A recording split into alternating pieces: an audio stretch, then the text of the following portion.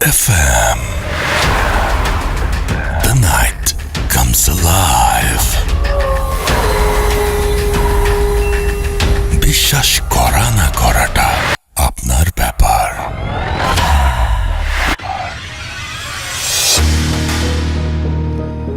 Welcome back. শুনছেন সবসময় radio ফুর্তের এফএম। আমি রাসেল আছি সাথে, এবং আমাদের সাথে আছেন আমাদের আজকের অতিথিরা। আপনাদের সবাইকে স্বাগত জানাচ্ছি ভূত এফএমে। ঠিক 1 মিনিট আগেই আমরা একটু আগেই ঢুকে পড়েছি আজকে, এবং আজকে ঈদের পরে আমাদের ফার্স্ট শো। এবং আমরা জানি যে ঈদের সময় আমরা সবাই বিভিন্ন জায়গায় ব্যস্ততার কারণে আমরা আমাদের স্পেশালি ব্যস্ততা বলবো না এটাকে, ওই সময় আমরা ফ্রি থাকি এবং ওই সময়টায় আমরা পরিবারের সাথে ঈদের ছুটি কাটাতে চাই। সেই জন্য আমাদের লাস্ট যে এপিসোডটা, সেই এপিসোডটা কিন্তু আমরা করতে পারিনি আমাদের গেস্টদেরকে নিয়ে এসে। এবং আমরা কোনো স্পেশাল যে স্পেশাল কিছু প্রোগ্রাম ছিল আমাদের ঈদের, সেগুলো আমরা আপনাদের জন্য আমরা প্রচার করেছিলাম, এবং সেখানে আমাদের ভূত এফএম ছিল না। এবং যেটা হয় যে প্রতিবারই স্পেশাল এপিসোড করি পুরনো এপিসোডগুলো দিয়ে, সেরকম কোনো কিছু আমরা করিনি। তবে আপনারা যদি চান তাহলে নেক্সট ঈদে ডেফিনেটলি আমরা সেটা করতে পারি। তো যাই হোক, আমি শুরুতে জানিয়ে দিই কীভাবে আপনাদের সবাইকে আবারও ঈদ মোবারক। ঈদের যদিও ছুটি শেষ হয়ে গেছে, এবং আমার মনে হয় যে ঢাকাতে তারপরেও এই কয়টা দিন খুব একটা জ্যাম ছিল না, লাস্ট 2 দিন ছাড়া। এবং রবিবার থেকে হয়তো আসল যে ঢাকার চেহারা, সেই চেহারাটা আমরা দেখতে পারবো। অ্যান্ড আমার মনে হয় যে আপনারা অনেকেই আজকেও ঢাকার বাইরে থেকে ফিরছেন। অনেকে যারা আছেন যে হয়তো ঢাকার বাইরে গিয়েছিলেন ফ্যামিলিকে রেখে চলে এসেছিলেন, তারা আবার নিয়ে আসতে যাচ্ছেন আজকে, বা নিয়ে এসে ফিরছেন, এরকম একটা অবস্থা। তো যারা যেখানে আছেন সবাইকে স্বাগত জানাচ্ছি ভূত এফএমে। ঘড়িতে সময় রাত 12টা হয়ে গেল, এবং আপনাকে জানিয়ে দিই যে কীভাবে আমাদের সাথে আপনারা কমিউনিকেট করবেন। আমাদের যদি আপনারা লিখতে চান ফেসবুকে, তাহলে চলে যান আমাদের ফেসবুক পেজ, দুটো পেজে www.facebook.com/radio.furti and www.facebook.com/bhutfm.russell, এই দুটো অ্যাড্রেসে।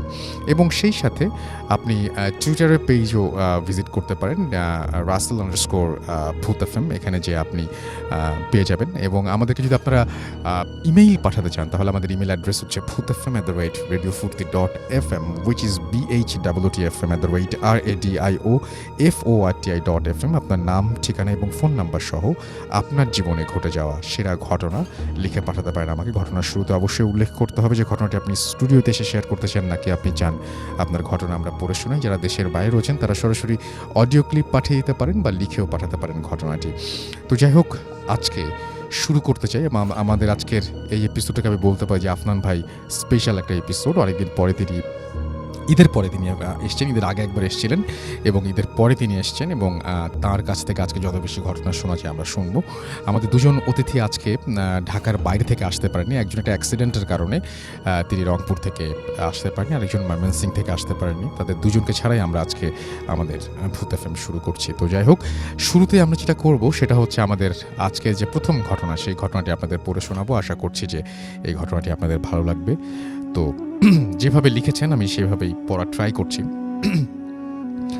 হ্যালো রাসেল ভাই, আশা করি অনেক অনেক ভালো আছেন, কারণ আপনি সবসময় ভালোর দলে। আমি মোহাম্মদ সাব্বির হোসেন টিপু জাতীয় বিশ্ববিদ্যালয়ের অধীনে শেখ বুরহানুদ্দিন কলেজে অনার্স ফাইনাল ইয়ারে আমি পড়ছি।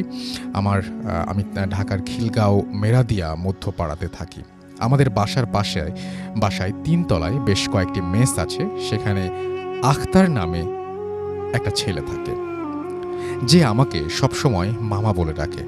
তার সাথে আমার খুব ভালো সম্পর্ক। আজ কয়েকদিন আগে তার সাথে ঘটে যাওয়া একটি ঘটনা শেয়ার করব। এবারের 28 রোজার রাতে তার সাথে একটি অস্বাভাবিক ঘটনা ঘটে যায়। তার ভাষায় বলি, আমি আখতার। মেস রুমে আমরা মোট 5 জন থাকি। সামনে ঈদ, তাই পরিবারের সাথে ঈদ উদযাপনের জন্য আমাদের মধ্যে 3 জন দেশের বাড়িতে চলে যায়। কিন্তু আমি ও সিরাজ ভাই, আমার মেস মেম্বার, ঈদের পরে দেশে যাব, তাই আমরা ঢাকাতে থেকে যাই। সিরাজ ভাই সিএনজি চালায়, তাই প্রতিদিন অনেক রাত করে বাসায় ফেরে। 28 রোজার রাতে আমি রাত 12টা পর্যন্ত পাশের বাসায় বন্ধুদের সাথে আড্ডা দেই, পরে রুমে ঘুমাতে চলে যাই। ওই দিন একাই ছিলাম রুমের ভেতর, তাই খাবার খেয়ে লাইট নিভিয়ে শুয়ে পড়ি। প্রতিদিনের মতো রাতে ফেসবুকে আমি চ্যাট করছিলাম এবং একসময় ঘুমিয়ে পড়ি। খানিক পর হঠাৎ বুঝতে পারি আমার বুকের ওপর কেউ প্রচণ্ড চাপ দিচ্ছে। ঘুমের মধ্যে খুব কষ্ট অনুভব করতে করতে একটা সময় চোখ মেলে তাকাই, সাথে সাথে বুঝতে পারি আমার হাত পা সহ পুরো শরীর কেউ যেন খুব শক্ত করে চেপে ধরে রেখেছে।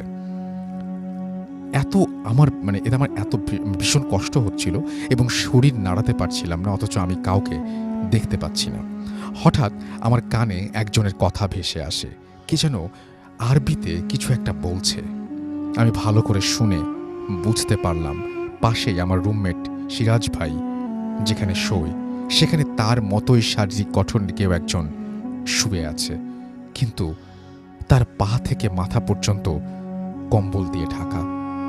তখন আমি ভাবলাম সিরাজ ভাই হয়তো চলে এসে শুয়ে শুয়ে সূরা পড়ছে। তখন আমি মুখে মুখে বারবার বলছি, সিরাজ ভাই আমার কি হয়েছে একটু দেখেন না ভাই, আমি হাত পা নাড়াতে পারছি না, বুকে অনেক ব্যথা হচ্ছে। কিন্তু কম্বল দিয়ে ঢাকা ওই লোকটির কোনো সাড়া শব্দ নেই। সে তার মতো করে বিড়বিড় করে আরবিতে কি যেন বলে যাচ্ছে, আমার কথা সে শুনছেই না। এদিকে আমার অবস্থা খুব খারাপ হয়ে যাচ্ছে, ভীষণ কষ্ট হচ্ছিল। তখন অনেক কষ্টে আমার ডান হাত দিয়ে কম্বল দিয়ে ঢাকা ওই লোকটিকে ধাক্কা মেরে ডাক দেই, কিন্তু তাতে কোনো সারা শব্দ নেই। ধাক্কা দেওয়ার পর ওই লোকটি আরও জোরে আরবিতে বলা শুরু করে। তখন আমি অনেক ভয় পেয়ে যাই, কারণ সিরাজ ভাইয়ের পক্ষে এতক্ষণ একটানা আরবিতে বলা সম্ভব নয়। আমি মনে মনে বুঝতে পারি আমার সাথে খুব বাজে কিছু একটা ঘটতে চলেছে। তখন আমি মনে মনে আয়াতুল কুরসি পড়তে থাকি এবং বিছানা থেকে ওঠার চেষ্টা করতে থাকি, কিন্তু উঠতে পারছিলাম না। আমি বুঝতে পারছি কোনো এক অদৃশ্য শক্তি আমার হাত পা ধরে রেখেছে, তার সাথে শুয়ে থাকা লোকটি একা একা আরবিতে কি যেন বলে চলেছে। এভাবে কিছুক্ষণ থাকার পর একটা সময় আমি অদৃশ্য শক্তির থেকে নিজেকে মুক্ত করতে সক্ষম হই। আমি এক লাফ দিয়ে উঠে দৌড়ে রুম থেকে বাইরে চলে আসি।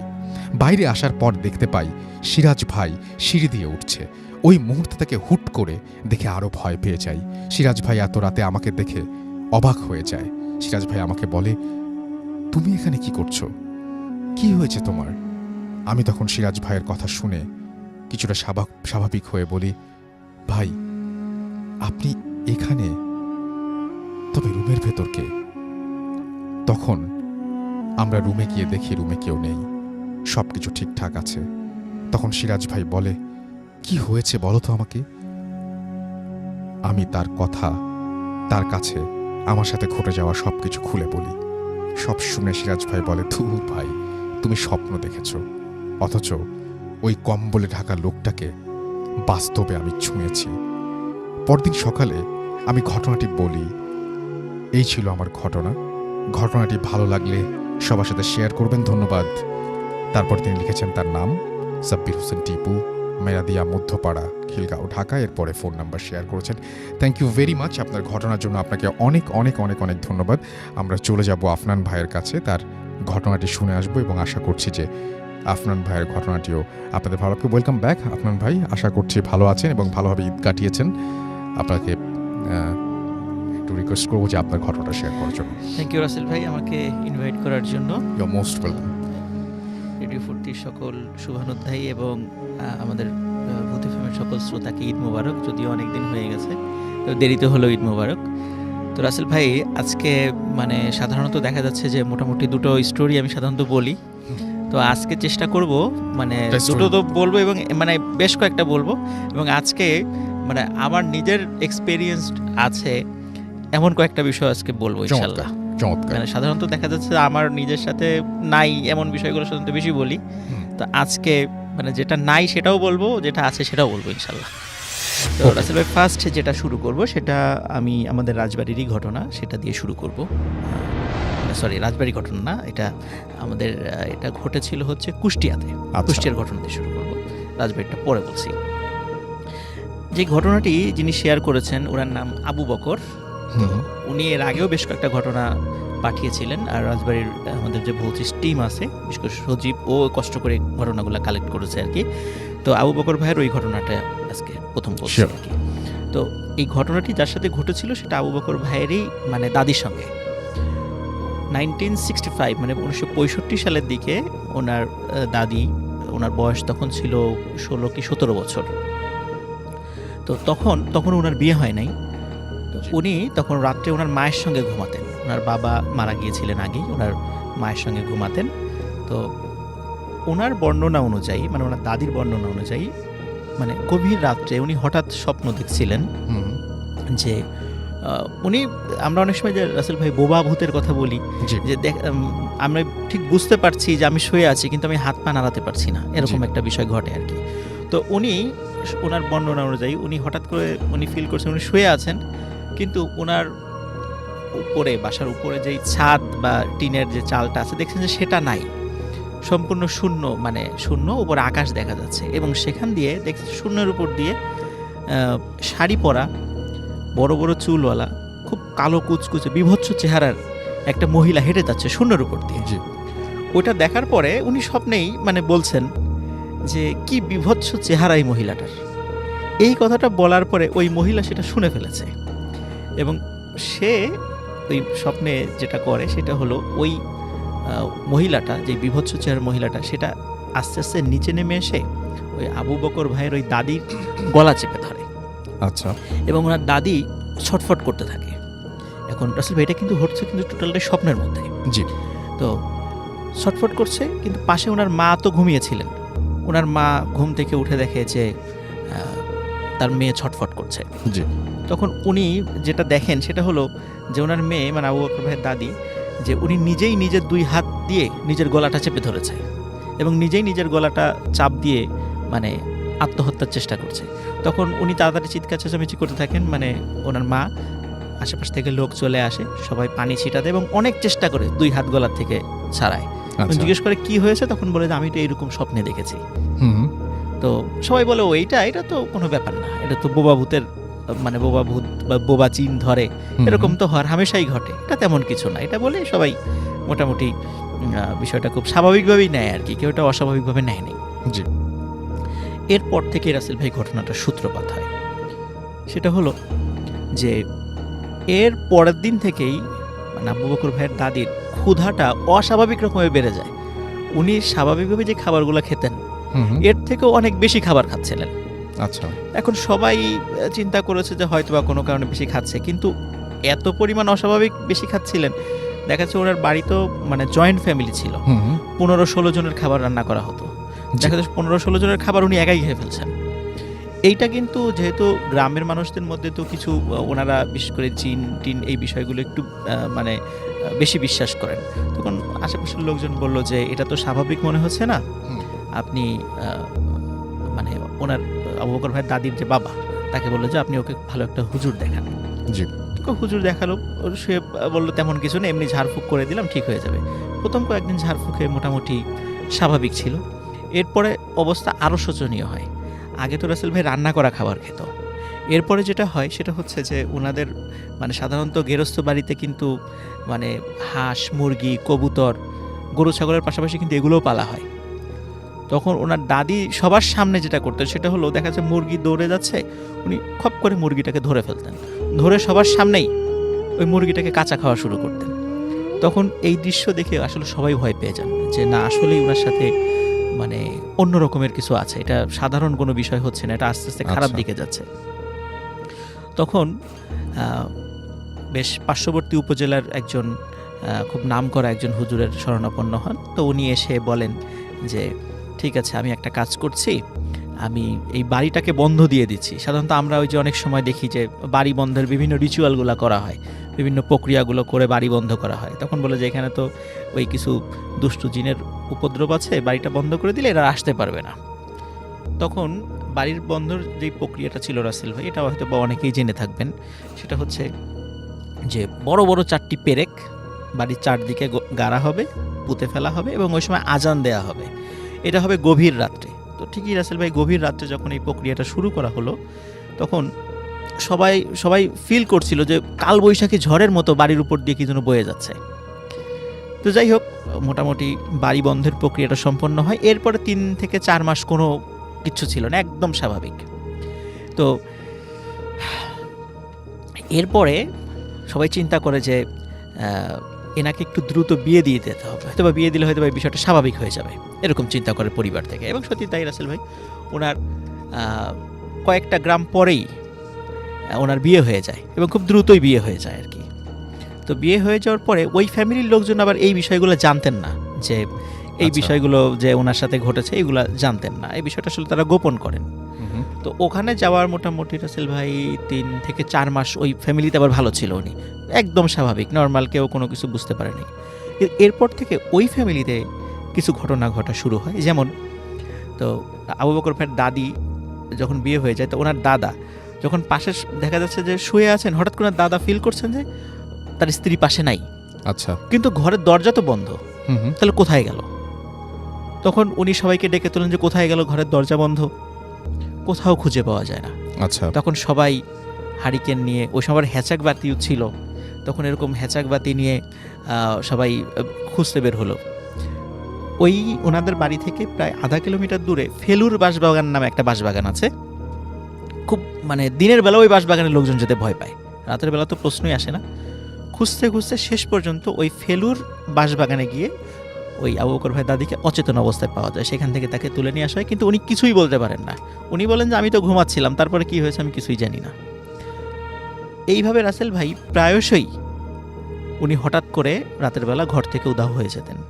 আচ্ছা। এবং ওনাকে বিভিন্ন জায়গায়, মানে এমন এমন ওই গ্রামের এমন এমন সমস্ত ভয়ঙ্কর জায়গা যেখানে দিনের বেলার লোকজন হাঁটাহাঁটি কম করে, দেখা যেত কখনো বাঁশবাগানে, কখনো বটগাছের নিচে, এরকম নদীর পাড়ে, এরকম জায়গাগুলোতে তাকে পাওয়া যেত।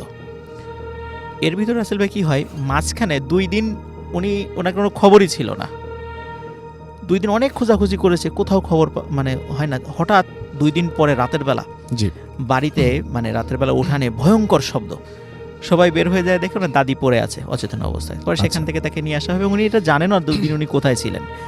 এখন রাসেল ভাই এই যে সমস্যাটা হচ্ছিল, এখন এটা তো সমাধান করা প্রয়োজন, যে এরকম তো চলতে দেওয়া যায় না। তখন উনি অনেক, ওনার হাজব্যান্ড অনেক তান্ত্রিক দেখান, কবিরাজ দেখান, ভালো ভালো আলেমদের শরণাপন্ন হন, কিন্তু কিছুতেই হয়তো 2-1 দিন ভালো থাকে, তারপর আবার যা তাই, মানে একই রকমের সমস্যা হচ্ছিল। এবং তারপর ডাক্তারও দেখান, ডাক্তার ওনার বডি চেক আপ করে বলেন যে আপনার স্ত্রী বেশি দিন বাঁচবে না, খুব তাড়াতাড়ি মারা যাবে, বড় জোর 2 মাস। আচ্ছা। তো এটা করে ওই আবু বকর ভাইয়ের দাদা খুব মানে মুষড়ে পড়েন এই ব্যাপারটা শুনে। তখন উনি একজন ভালো ইমাম সাহেবের একজন খবর পান, তার কাছে যান। কিন্তু ওই ইমাম সাহেব বললেন যে আসলে এই রোগের মানে এই রোগীর ট্রিটমেন্ট আমি করতে পারবো না। তো উনি আরেকজন মাগুরা জেলার, মানে মাগুরা যে জেলা, এই বাস স্ট্যান্ড থেকে 5 কিলোমিটার পূর্বে একটি কবরস্থান আছে। তো ওই কবরস্থানের পাশে একটা মসজিদ আছে, ওই মসজিদের একজন ইমাম সাহেবের ঠিকানা দেন, যে ওইখানে যান, হয়তোবা উনি এই ট্রিটমেন্টটা করতে পারবেন। তো ওনারা সত্যি সেখানে যান। তো ইমাম সাহেবকে দেখে আসলে খুবই অবাক হন ওনারা। ইমাম সাহেবের বয়স মানে 20 বছরেরও কম, একদম ইয়াং একটা তরুণ বয়সের একটা ইমাম সাহেব। এখন ওনারা বলছেন যে এত বড় বড় তান্ত্রিক কবিরাজ দিয়ে কোনো কাজ হলো না, এই বাচ্চা একটা ছেলে, এর দিয়ে কি কাজ হবে? ওনারা খুবই মানে হতাশ হয়ে যান। তারপরও বলেন যে এই সমস্যা, কিন্তু ওই বাচ্চা যে ইমাম সাহেব, উনি এটা রাজি হন না কাজটা করতে, বলে যে না, এই কাজটা আমি আসলে করতে পারবো না, আপনারা চলে যান, এটা আমি করব না। আচ্ছা। কেন অত ব্যাখ্যা টেখ্যা দেন নাই। তো ওনারা ফিরে যান, আর ওনারা অতটা গুরুত্ব দেন নাই যে আসলে করতে চাচ্ছে না, ঠিক আছে। কিন্তু যখন ফিরে যান আবার ওই আগের ইমাম সাহেবের কাছে, তখন বলেন যে আপনারা ওনার কাছে আবার যান, এইটার যদি ট্রিটমেন্ট কেউ করতে পারে তাহলে এই পারবে, এবং গিয়ে করতে না চাইলে আমার পরিচয় দেবেন। তখন তারা ওখানে যান এবং গিয়ে ওই ইমাম সাহেবের পরিচয় দেন। আসলে রাসেল ভাই যে ইমাম সাহেব ওই ইমাম সাহেবের কাছে পাঠিয়েছিলেন, তো ওই ইমাম সাহেবের ছাত্র হলো ওই যে বাচ্চা ইমাম সাহেব, মানে তরুণ ইমাম সাহেব, যে মানে আসলে উনি ওনার ওস্তাদ তার ছাত্র ক্লাসে পাঠিয়েছে। তার মানে আসলে মানে তার মানে বুঝতে হবে যে ছাত্র আসলেই খুব মানে এই বিষয়ে খুব পারদর্শী। তখন উনি বলেন আচ্ছা ঠিক আছে, যেহেতু আমার ওস্তাদ পাঠিয়েছেন আমি কাজটা করব, তো একটা নির্দিষ্ট সময় দেন যে এই সময় আসতে হবে আপনাদেরকে। তো ওই নির্দিষ্ট সময় যান, একটা পূর্ণিমার রাত্রে সময় যান। তখন উনি কী করেন, ওই ইমাম সাহেব একটি সাদা কাগজে আরবিতে অনেক লেখা লেখেন, লিখে বলেন যে আপনি কবরস্থানের পাশে দাঁড়িয়ে থাকবেন একা একা, আপনি গভীর রাত্রে হঠাৎ করে একটি গাড়ি আসতে দেখবেন, কিন্তু গাড়িটা দেখে মনে হবে ঘোড়ার গাড়ি, আসলে একটা ঘোড়ার গাড়ি না। এই ঘোড়ার জায়গায় দেখবেন বড় আকৃতির 2টা কুকুর আছে, মানে এই গাড়িটা টেনে আনে 2টা বড় আকৃতির কুকুর। তো আপনি এই গাড়িটার সামনে আসার পরে আপনি ভয় পাবেন না, আপনি সালাম দেবেন, দেখবেন যে ওখানে পালকিতে, মানে গাড়ির পিছনে যে পালকির মতো একটা জায়গা আছে, মানে ওখানে কোনো একজন লোক বসা আছে কিন্তু তাদের চেহারা দেখার আপনার দরকার নাই, আপনি ওখানে গিয়ে তাদেরকে সুন্দর করে একটা সালাম দিবেন। তখন সত্যি রাসেল ভাই গভীর রাত, উনি একা একা দাঁড়িয়ে আছেন। বেশ অনেকক্ষণ পরে সত্যি সত্যি ওই গাড়িটা চলেছে, কিন্তু ওই গাড়িটা দেখে উনি মারাত্মক ভয় পান, কারণ ভয়ঙ্কর আকৃতির দুটা কুকুর এবং গাড়ির সামনে আবার দুইটা লোক, মানে অনেক লম্বা দুটো লোক হেঁটে আসছিল। কিন্তু উনি দাঁড়িয়ে আছেন, ওই লম্বা লোক দুটো তাদের ওনাকে দেখে কিছু বলে নাই, কিন্তু গাড়ি যখন ওনার কাছাকাছি চলে আসে তখন উনি লম্বা করে একটা সালাম দেন। তখন হঠাৎ করে সব গাড়িটা দাঁড়িয়ে যায়, আর এক চুলো নড়ে না। তখন ভিতর থেকে একটা কণ্ঠস্বর ভেসে আসে, মানে ওয়ালাইকুম আসসালাম বলে যে আপনি কি চান, ভিতর থেকে কণ্ঠস্বরটা আসে। এবং ওনার ভাষ্য অনুযায়ী যে একটা পুরুষের কণ্ঠস্বর, এবং কণ্ঠস্বরটা এত সুন্দর এবং এত মোলায়েম যে ইতোপূর্বে উনি কখনোই এত সুন্দর কণ্ঠ শোনেন নাই। ভিতর থেকে এই শব্দটা আসে। তখন বলেন যে এই যে ইমাম সাহেব একটা চিঠি পাঠিয়েছেন আপনার জন্য। বলে আচ্ছা ঠিক আছে, আপনি চিঠিটা দিয়ে যান। তখন ওই পালকির মতো ওই জায়গার ভিতর থেকে হাত বের করে। তখন দেখে যে হাতটা অনেক বড়, মানুষের মতোই হাত, কিন্তু হাতটা মানে এতটা সাদা, মানে সাধারণত এত সাদা হাত সচরাচর হয় না।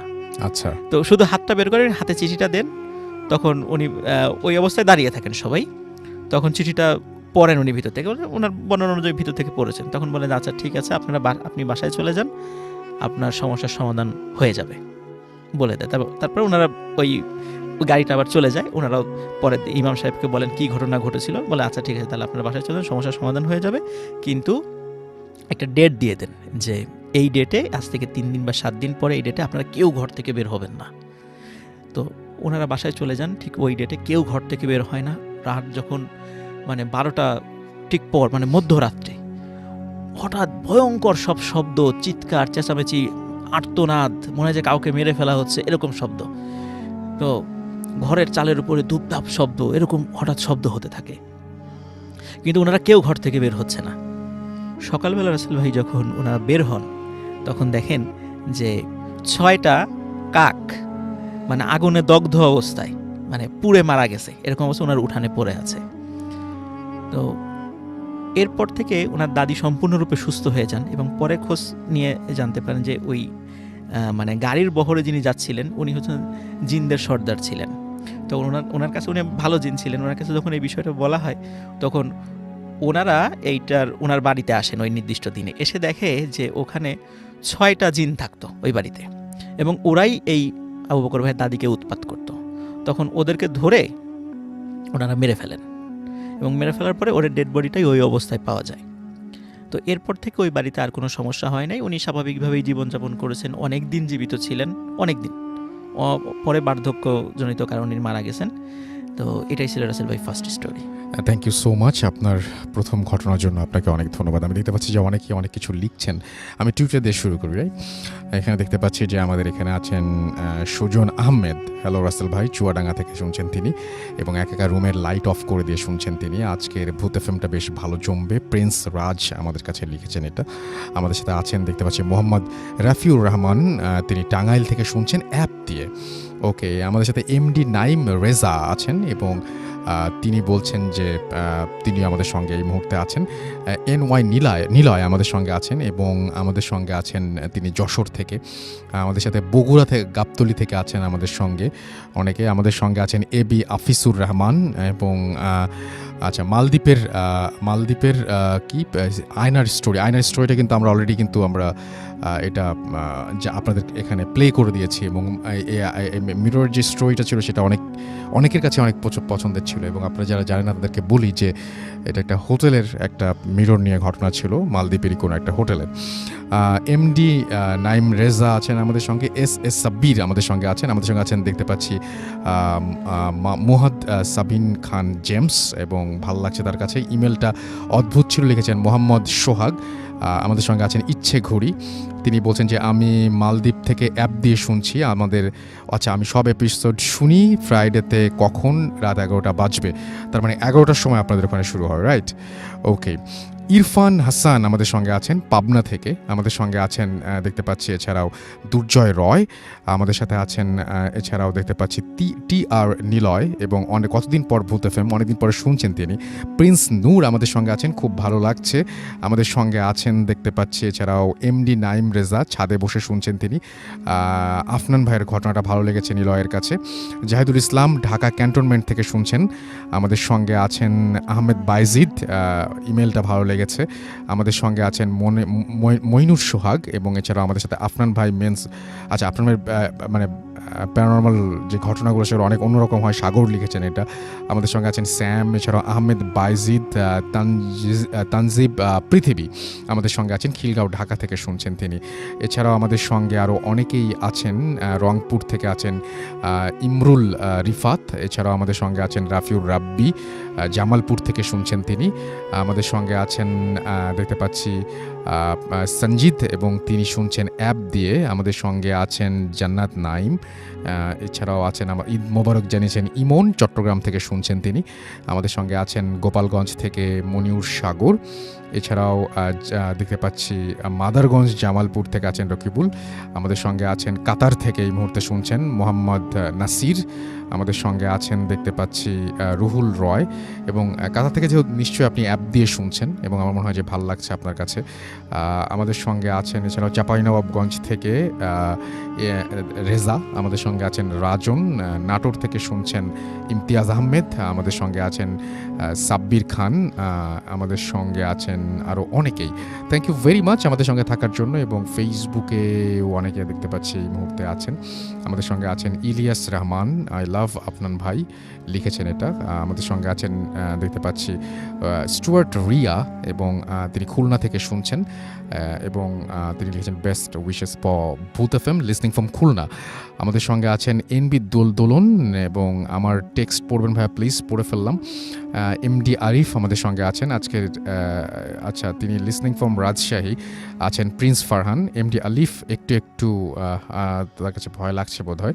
আমাদের সঙ্গে শাওন চৌধুরী আছেন, তিনি লিখছেন যে আজকেও চলে আসলাম।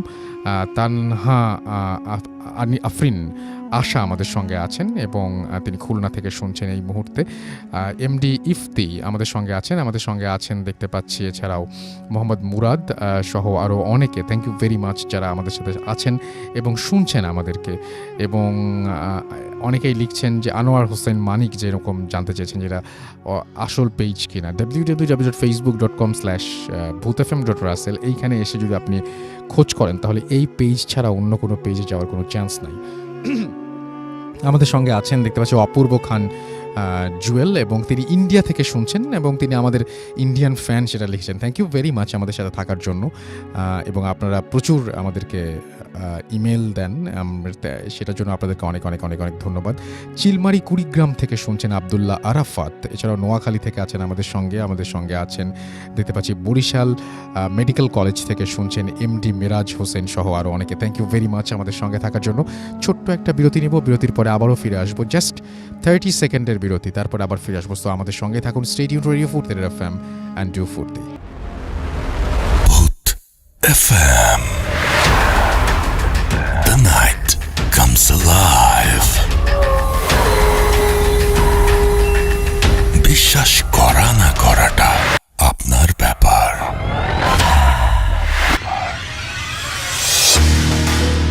একদমই তাই, বিশ্বাস করা বা না করাটা আপনার ব্যাপার। You are listening to radio ফুড এফএম, ঘড়িতে সময় রাত 12:27 আমি রাসেল আছি, সাথে চলছে ভূত এফএম, এবং আমাদের আরও একজন নতুন অতিথি আমাদের সাথে আছেন।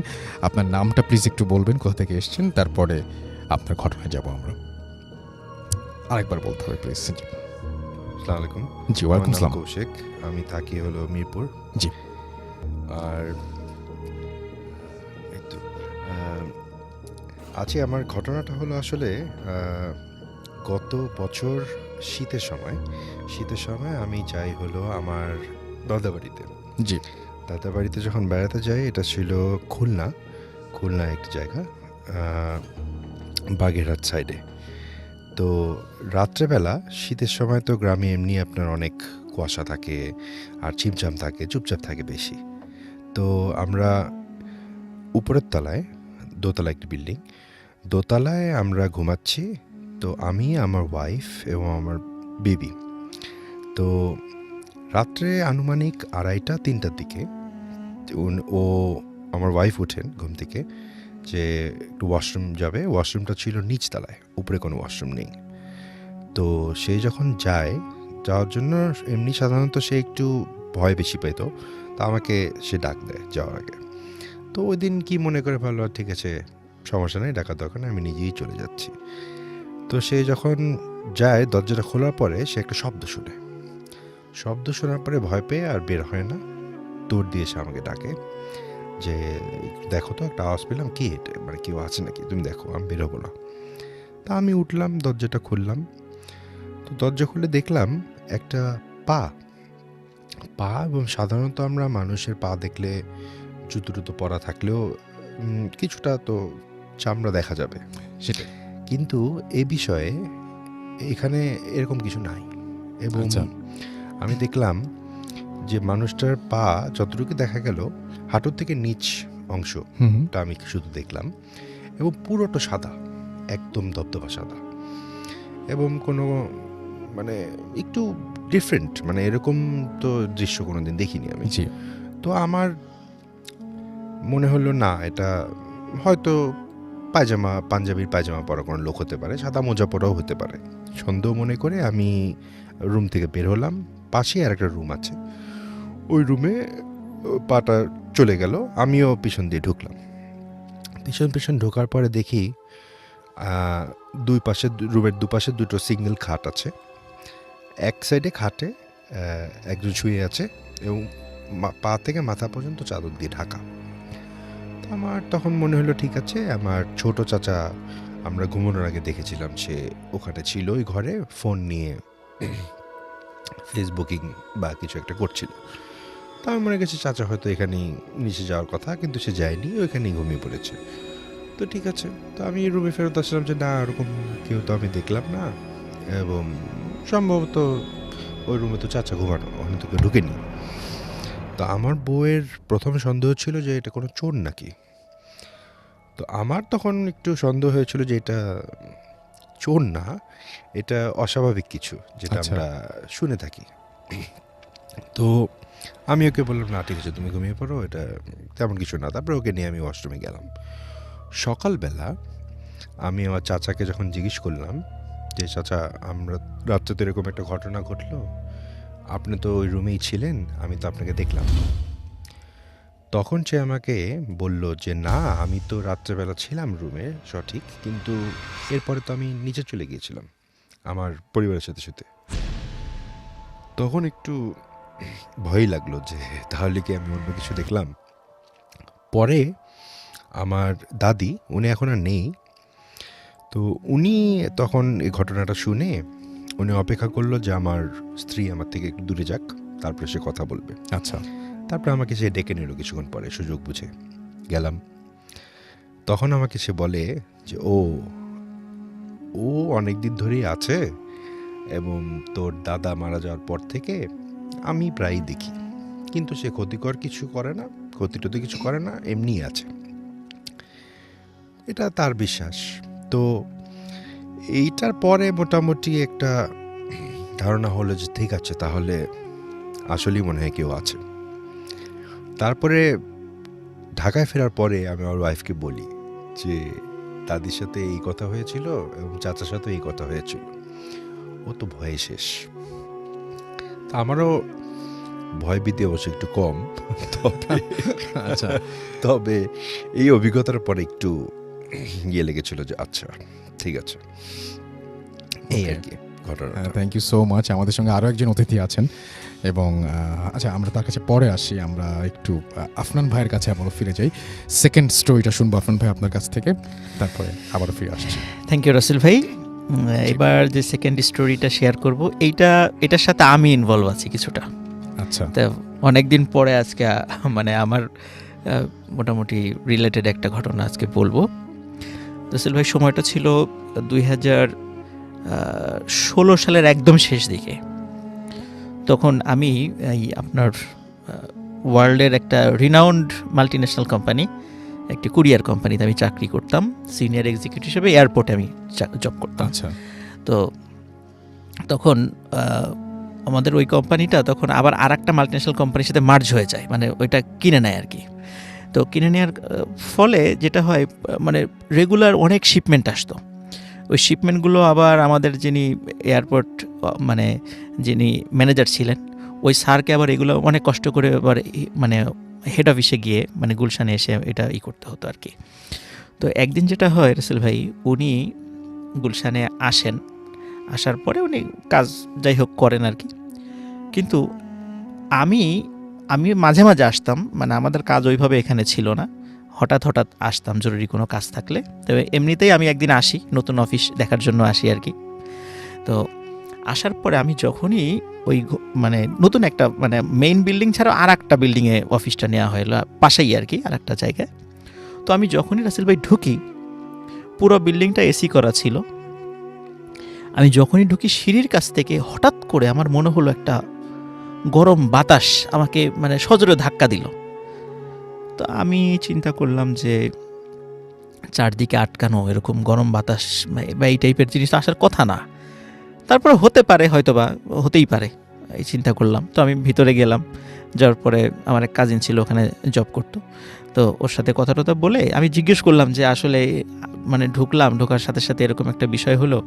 তখন দেখলাম যে সবাই একে অন্যের দিকে মানে তাকাচ্ছে, মনে হলো যে ওরা কিছু লুকালো আর কি। আচ্ছা। তারপর যাই হোক আমি ওখান থেকে চলে আসি বাসায়। আমি এই ঘটনার 2 দিন পরে মানে যখন কাজের প্রেশারটা একটু কম ছিল, সাধারণত আমাদের স্যাটারডেতে মাল ডেলিভারি হতো না এয়ারপোর্টে, ওই দিন আমাদের প্রেশারটা খুব কম থাকতো। আচ্ছা। তো ওই দিন আমি আমার ম্যানেজার স্যারের সাথে ঘটনাটা শেয়ার করলাম যে স্যার এই তো ঘটনা, আমি তো গেলাম, যাওয়ার পরে মানে হঠাৎ করে এই একটা বিষয় আমার কাছে একটু খটকা লাগলো। মানে আমি এমনিতেই আসলে শেয়ার করেছি ওনার সাথে। আচ্ছা। তখন রাসেল ভাই উনি ওনার এক্সপিরিয়েন্সটা শেয়ার করেন। তো উনি বললেন যে মানে 2 days ago, মানে 2 দিন আগে উনি ওই বেশ কিছু ডকুমেন্টস নিয়ে হেড অফিসে যান।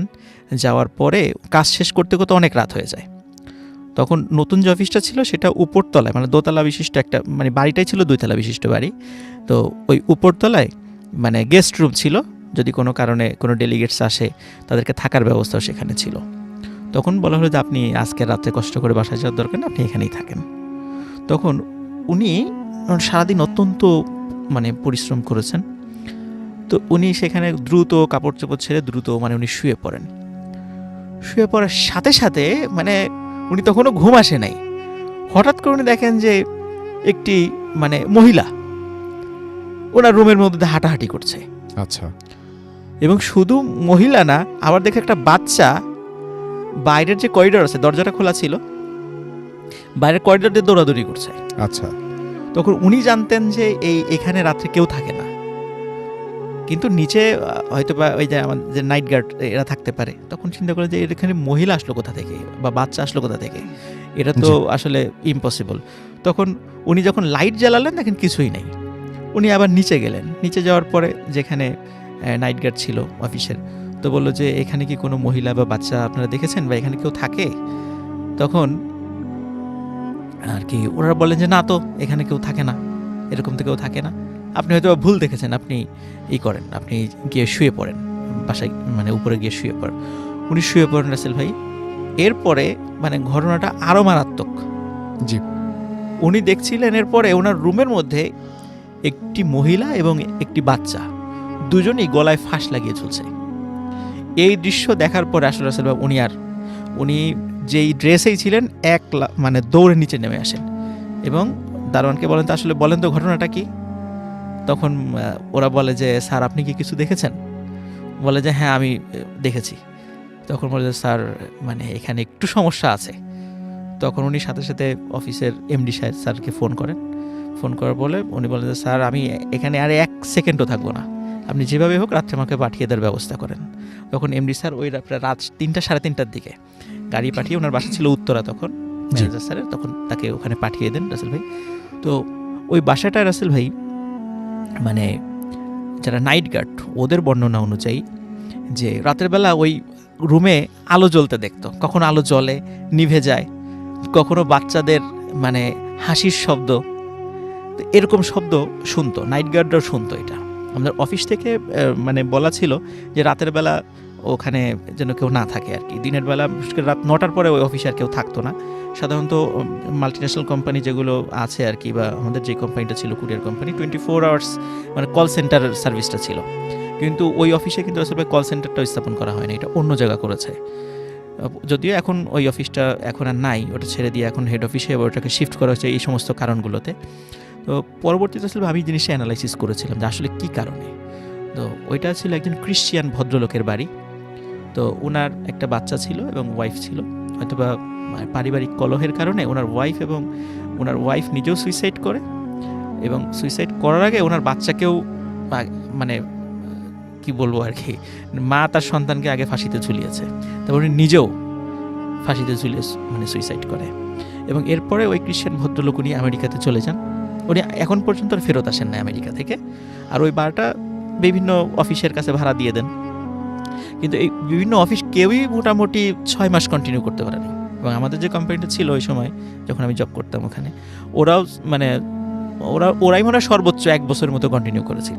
এরপরে আর ওনারা ওখানে অফিসটা কন্টিনিউ করতে পারে নাই সঙ্গত কারণে। আমি মানে বাড়িটারই বলছি না, যারা অলচন্দ্র গুলশান 2-এ থাকেন তারা হয়তো বা এই বাড়িটা সম্পর্কে আপনার অবগত আছেন। তো এটাই ছিল রাসেল ভাই, যেহেতু আমি মোটামুটি ফার্স্ট আমি এটা এক্সপিরিয়েন্স মানে করেছিলাম যে এখানে হয়তো বা কিছু থাকতে পারে। এবং সত্যি রাসেল ভাই আমি অ্যানালাইসিস করে দেখলাম আসলেই এখানে এই সমস্যাটা আছে, যেটা আমাদের ম্যানেজার স্যারের সাথে ঘটেছিল এবং অনেকের সাথেই ঘটেছিল। তো আমি মোটামুটি ম্যানেজার স্যারের কাছ থেকে এই জিনিসটা শোনার পরে মানে আমি এতদিন তো আসলে বলি নাই, তা আজকে সুযোগ হলো, আজকে এই ঘটনাটা শেয়ার করলাম। Thank you so much, thank you. আমরা আরও একটা ছোট্ট বিরতি নিব এবং বিরতির পর একটা অডিও ক্লিপে যাব এবং তারপরে আবারও ফিরে আসবো। সেই পর্যন্ত আশা করছি আপনারা আমাদের সঙ্গে থাকবেন। স্টে টিউনড রেডিও ফুর্তের এফএম অ্যান্ড ডো ফুর্তে Booth FM. The night comes alive. বিশ্বাস করা না করাটা আপনার ব্যাপার।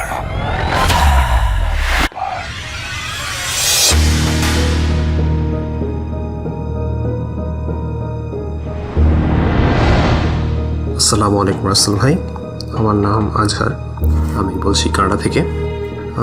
আমি ভূত এফএমের একজন অন্ধ ফ্যান। অনেকদিন থেকে চাচ্ছিলাম যে একটি ঘটনা পাঠাবো, তবে সময় হয়ে উঠছিল না, তো আজ পাঠিয়ে দিলাম। যদি ভালো লাগে তা অবশ্যই প্লে করবেন। এই ঘটনাটা ঘটেছে আমার এক ফ্রেন্ডের বড় ভাইয়ের সাথে। তিনি হচ্ছেন একজন সার্চ অ্যান্ড রেস্কিউ অফিসার। তো একদিন তার সাথে দেখা হওয়ার পর তিনি অনেকগুলো ঘটনা আমার সাথে শেয়ার করেছিলেন। বেশিরভাগ ঘটনাই অদ্ভুত, কিছুটা ভৌতিক। বেশিরভাগ ঘটনা শোনার পর মনে অনেক কোয়েশ্চেন জাগে। যদি আপনাদের কাছে ভালো লাগে তো আমি তার থেকে শোনা আরও ঘটনা আমি পাঠাবো, তবে আজ ছোট্ট একটি ঘটনা শেয়ার করছি। তো ঘটনায় চলে যাই। যা বলছিলাম তার নাম হচ্ছে জিম হল। তিনি কাজে জয়েন করার 6 মাস পর এই ঘটনা ঘটে তার সাথে। তো তারা একটি কল পান যে একজন ক্লাইম্বার 2 দিন কি 3 দিন হয়ে গেছে, এখনও তার কোনো খোঁজ পাওয়া যাচ্ছে না। মানে এই সময়ের ভিতরে তার ফিরে আসার কথা, তবে আসেননি। তো যে জায়গায় এই ঘটনা ঘটে তারা সেখানে যান এবং তাদের টিম ঠিক করা হয় ক্লাইম্বিং করার জন্য। মানে তাদের ধারণা চূড়ায় বা চূড়ার আশেপাশে বা মাঝপথে কোনো এক জায়গায় তিনি হয়তো হারিয়ে গেছেন, আহত হয়েছেন, এরকম সাধারণত এরকম ঘটনা ঘটে থাকে। তো তারা চূড়ায় ওঠার প্রস্তুতি নেন। তো অর্ধেক ওঠার পর ওই আহত ব্যক্তি, যার নাম কিনা রবার্ট, তাকে খুঁজে পান। তার ডান পা ভেঙে গিয়েছিল এবং খুব খারাপভাবে জখম হচ্ছিলেন তিনি। তার পা দেখে মনে হচ্ছিল তিনি অনেক রক্ত হারিয়েছেন এবং তার এই জখম হয়েছে মূলত উপর থেকে পড়ার কারণে। তো তাদের কাছে জিনিসটা একটু অড লাগে, কারণ যাকে খোঁজা হচ্ছিল তিনি একজন প্রফেশনাল ক্লাইম্বার। জিনিসটা ঘটা খুবই অদ্ভুত। তাও তারা দুর্ঘটনা হতেই পারে, সেজন্য তাকে দ্রুত হসপিটালাইজ করার জন্য হেলিকপ্টার কল করেন। তো হেলিকপ্টার আসার জন্য তারা ওয়েট করছিলেন। ইন দ্য মিন টাইম কয়েকজন মানুষ তাকে আর অন্যান্য যারা অফিসার ছিলেন তারা জিজ্ঞেস করেন যে কী হয়েছিল, কীভাবে তার এই অবস্থা হয়। তখন সবাই অ্যাকচুয়ালি একটা রেশনাল এক্সপ্লেনেশনের জন্য ওয়েট করছিলেন, তবে তিনি যা বলেন সেটি হচ্ছে totally out of the box. তিনি বলছিলেন যে এখানে আসার পর তিনি ক্লাইম্বিং করা স্টার্ট করেন এবং ইভেনচুয়ালি তিনি একদম চূড়ায় উঠে যান। তো চূড়ায় ওঠার পর তা আমি বলে রাখি যে এই ঘটনা ঘটেছিল সামারে। সো সামারে নর্থ আমেরিকায় অবভিয়াসলি কোনো স্নো থাকবেই না। তো তিনি চূড়ায় ওঠার পর একজন লোককে দেখতে পান। সবচেয়ে অদ্ভুত হচ্ছে ওই সময় ওই লোকটি পার্কা পরেছিল। পার্কা হচ্ছে এক ধরনের জ্যাকেট, খুবই ভারী জ্যাকেট, ঠান্ডার সময় পড়া হয়। সাধারণত আপনি যদি -25-30 যদি থাকে বাইরে, পার্কা আপনার শরীরকে ভালোই গরম রাখে। তো বুঝতে পারেন যে এটা খুব ভালো একটা ইনসুলেটর। তো গরমের সময় যখন 25-28-30 এটি পড়ার কোনো মানেই হয় না, কিন্তু ওই সময় ব্যক্তি পার্কা পরেছিলেন এবং ওনারা শীতের কাপড় চোপড় পরেছিলেন। তো রবার্ট যখন ওই লোককে হালকা ট্যাপ করেন শোল্ডারে কথা বলার জন্য, জাস্ট এমনি ক্যাজুয়াল কথা বলার জন্য ট্যাপ করেন, যখন ওই লোকটি রবার্টের দিকে ফিরে তখন রবার্ট দেখতে পান যে তার মুখের জায়গায় পুরো হলো, মানে পুরো শূন্যস্থান, মুখের কোনো অবয়ব নেই, কোনো কাঠামো নেই, জাস্ট একটি হলো। মনে হচ্ছে অনেকটা দ্য হল অফ ম্যান ছবির মতো। ওই মানুষকে যখন আপনি বৈজ্ঞানিক উপায়ে ইনভিজিবল করা হয়, কিন্তু তার উপর যখন কাপড় চাপানো হয় দেখা যায় যে তার বডি কাপড়ের নিচে আছে, এটা অ্যাকচুয়ালি কাপড় সরানোর পর দেখা যায় যে তিনি নেই, অনেকটা ওই রকম। কিন্তু এটা কখন কোনো মুভি না, এটা হচ্ছে রিয়েল লাইফ ঘটনা। ইভেন ওই ঘটনা শোনার সময় আমার হাতের রোম দাঁড়িয়ে গিয়েছিল, গুজবাম হচ্ছিল।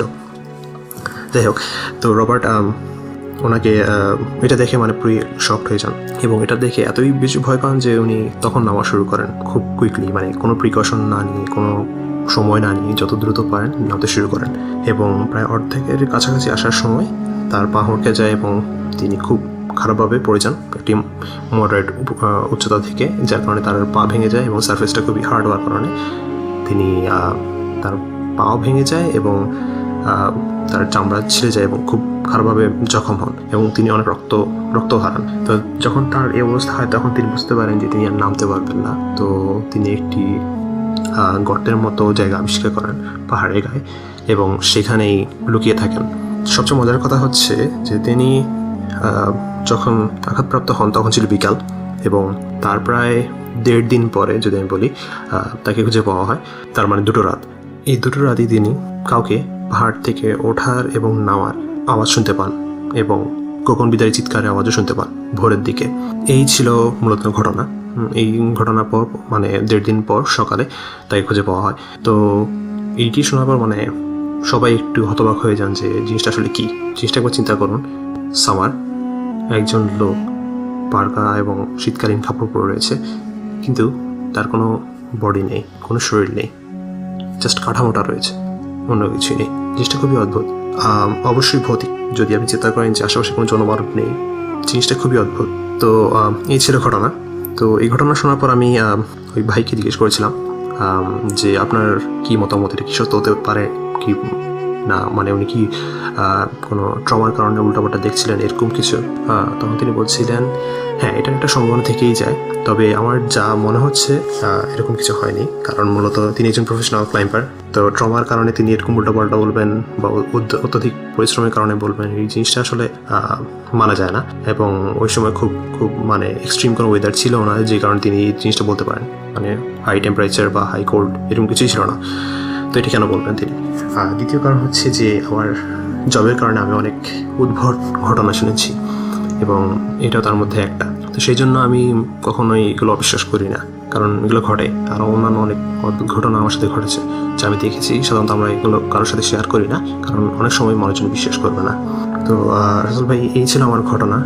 যদি ভালো লাগে অবশ্যই শেয়ার করবেন, আর ইভেন যদি লিসেনারদের ভালো লাগে তাহলে আমি ওনার কাছ থেকে শোনা আরও কিছু অদ্ভুত ঘটনা শেয়ার করব। তাহলে আজ এ পর্যন্তই। আল্লাহ হাফেজ। Face it. Radio Money Furti. Radio Furti. Bhoot FM. The night comes alive.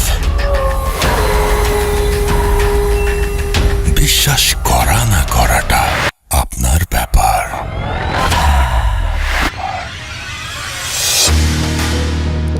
ঠিক তাই, বিশ্বাস করা বা না করাটা কমপ্লিটলি আপনার ব্যাপার। ইউর লিসনিং টু রেডিও ফুর্তি এফএম, চলছে ভূত এফএম এবং আমি রাসেল আছি সাথে। ঘড়িতে সময় রাত 12:48। আর আমি দেখতে পাচ্ছি যে অনেকেই আমাদের লিখছেন ফেসবুকে। যারা লিখছেন তারা আরও লিখুন। আমি টুইটারটা একটু কয়েকজন আছেন, আমি একটু পড়ে ফেলি।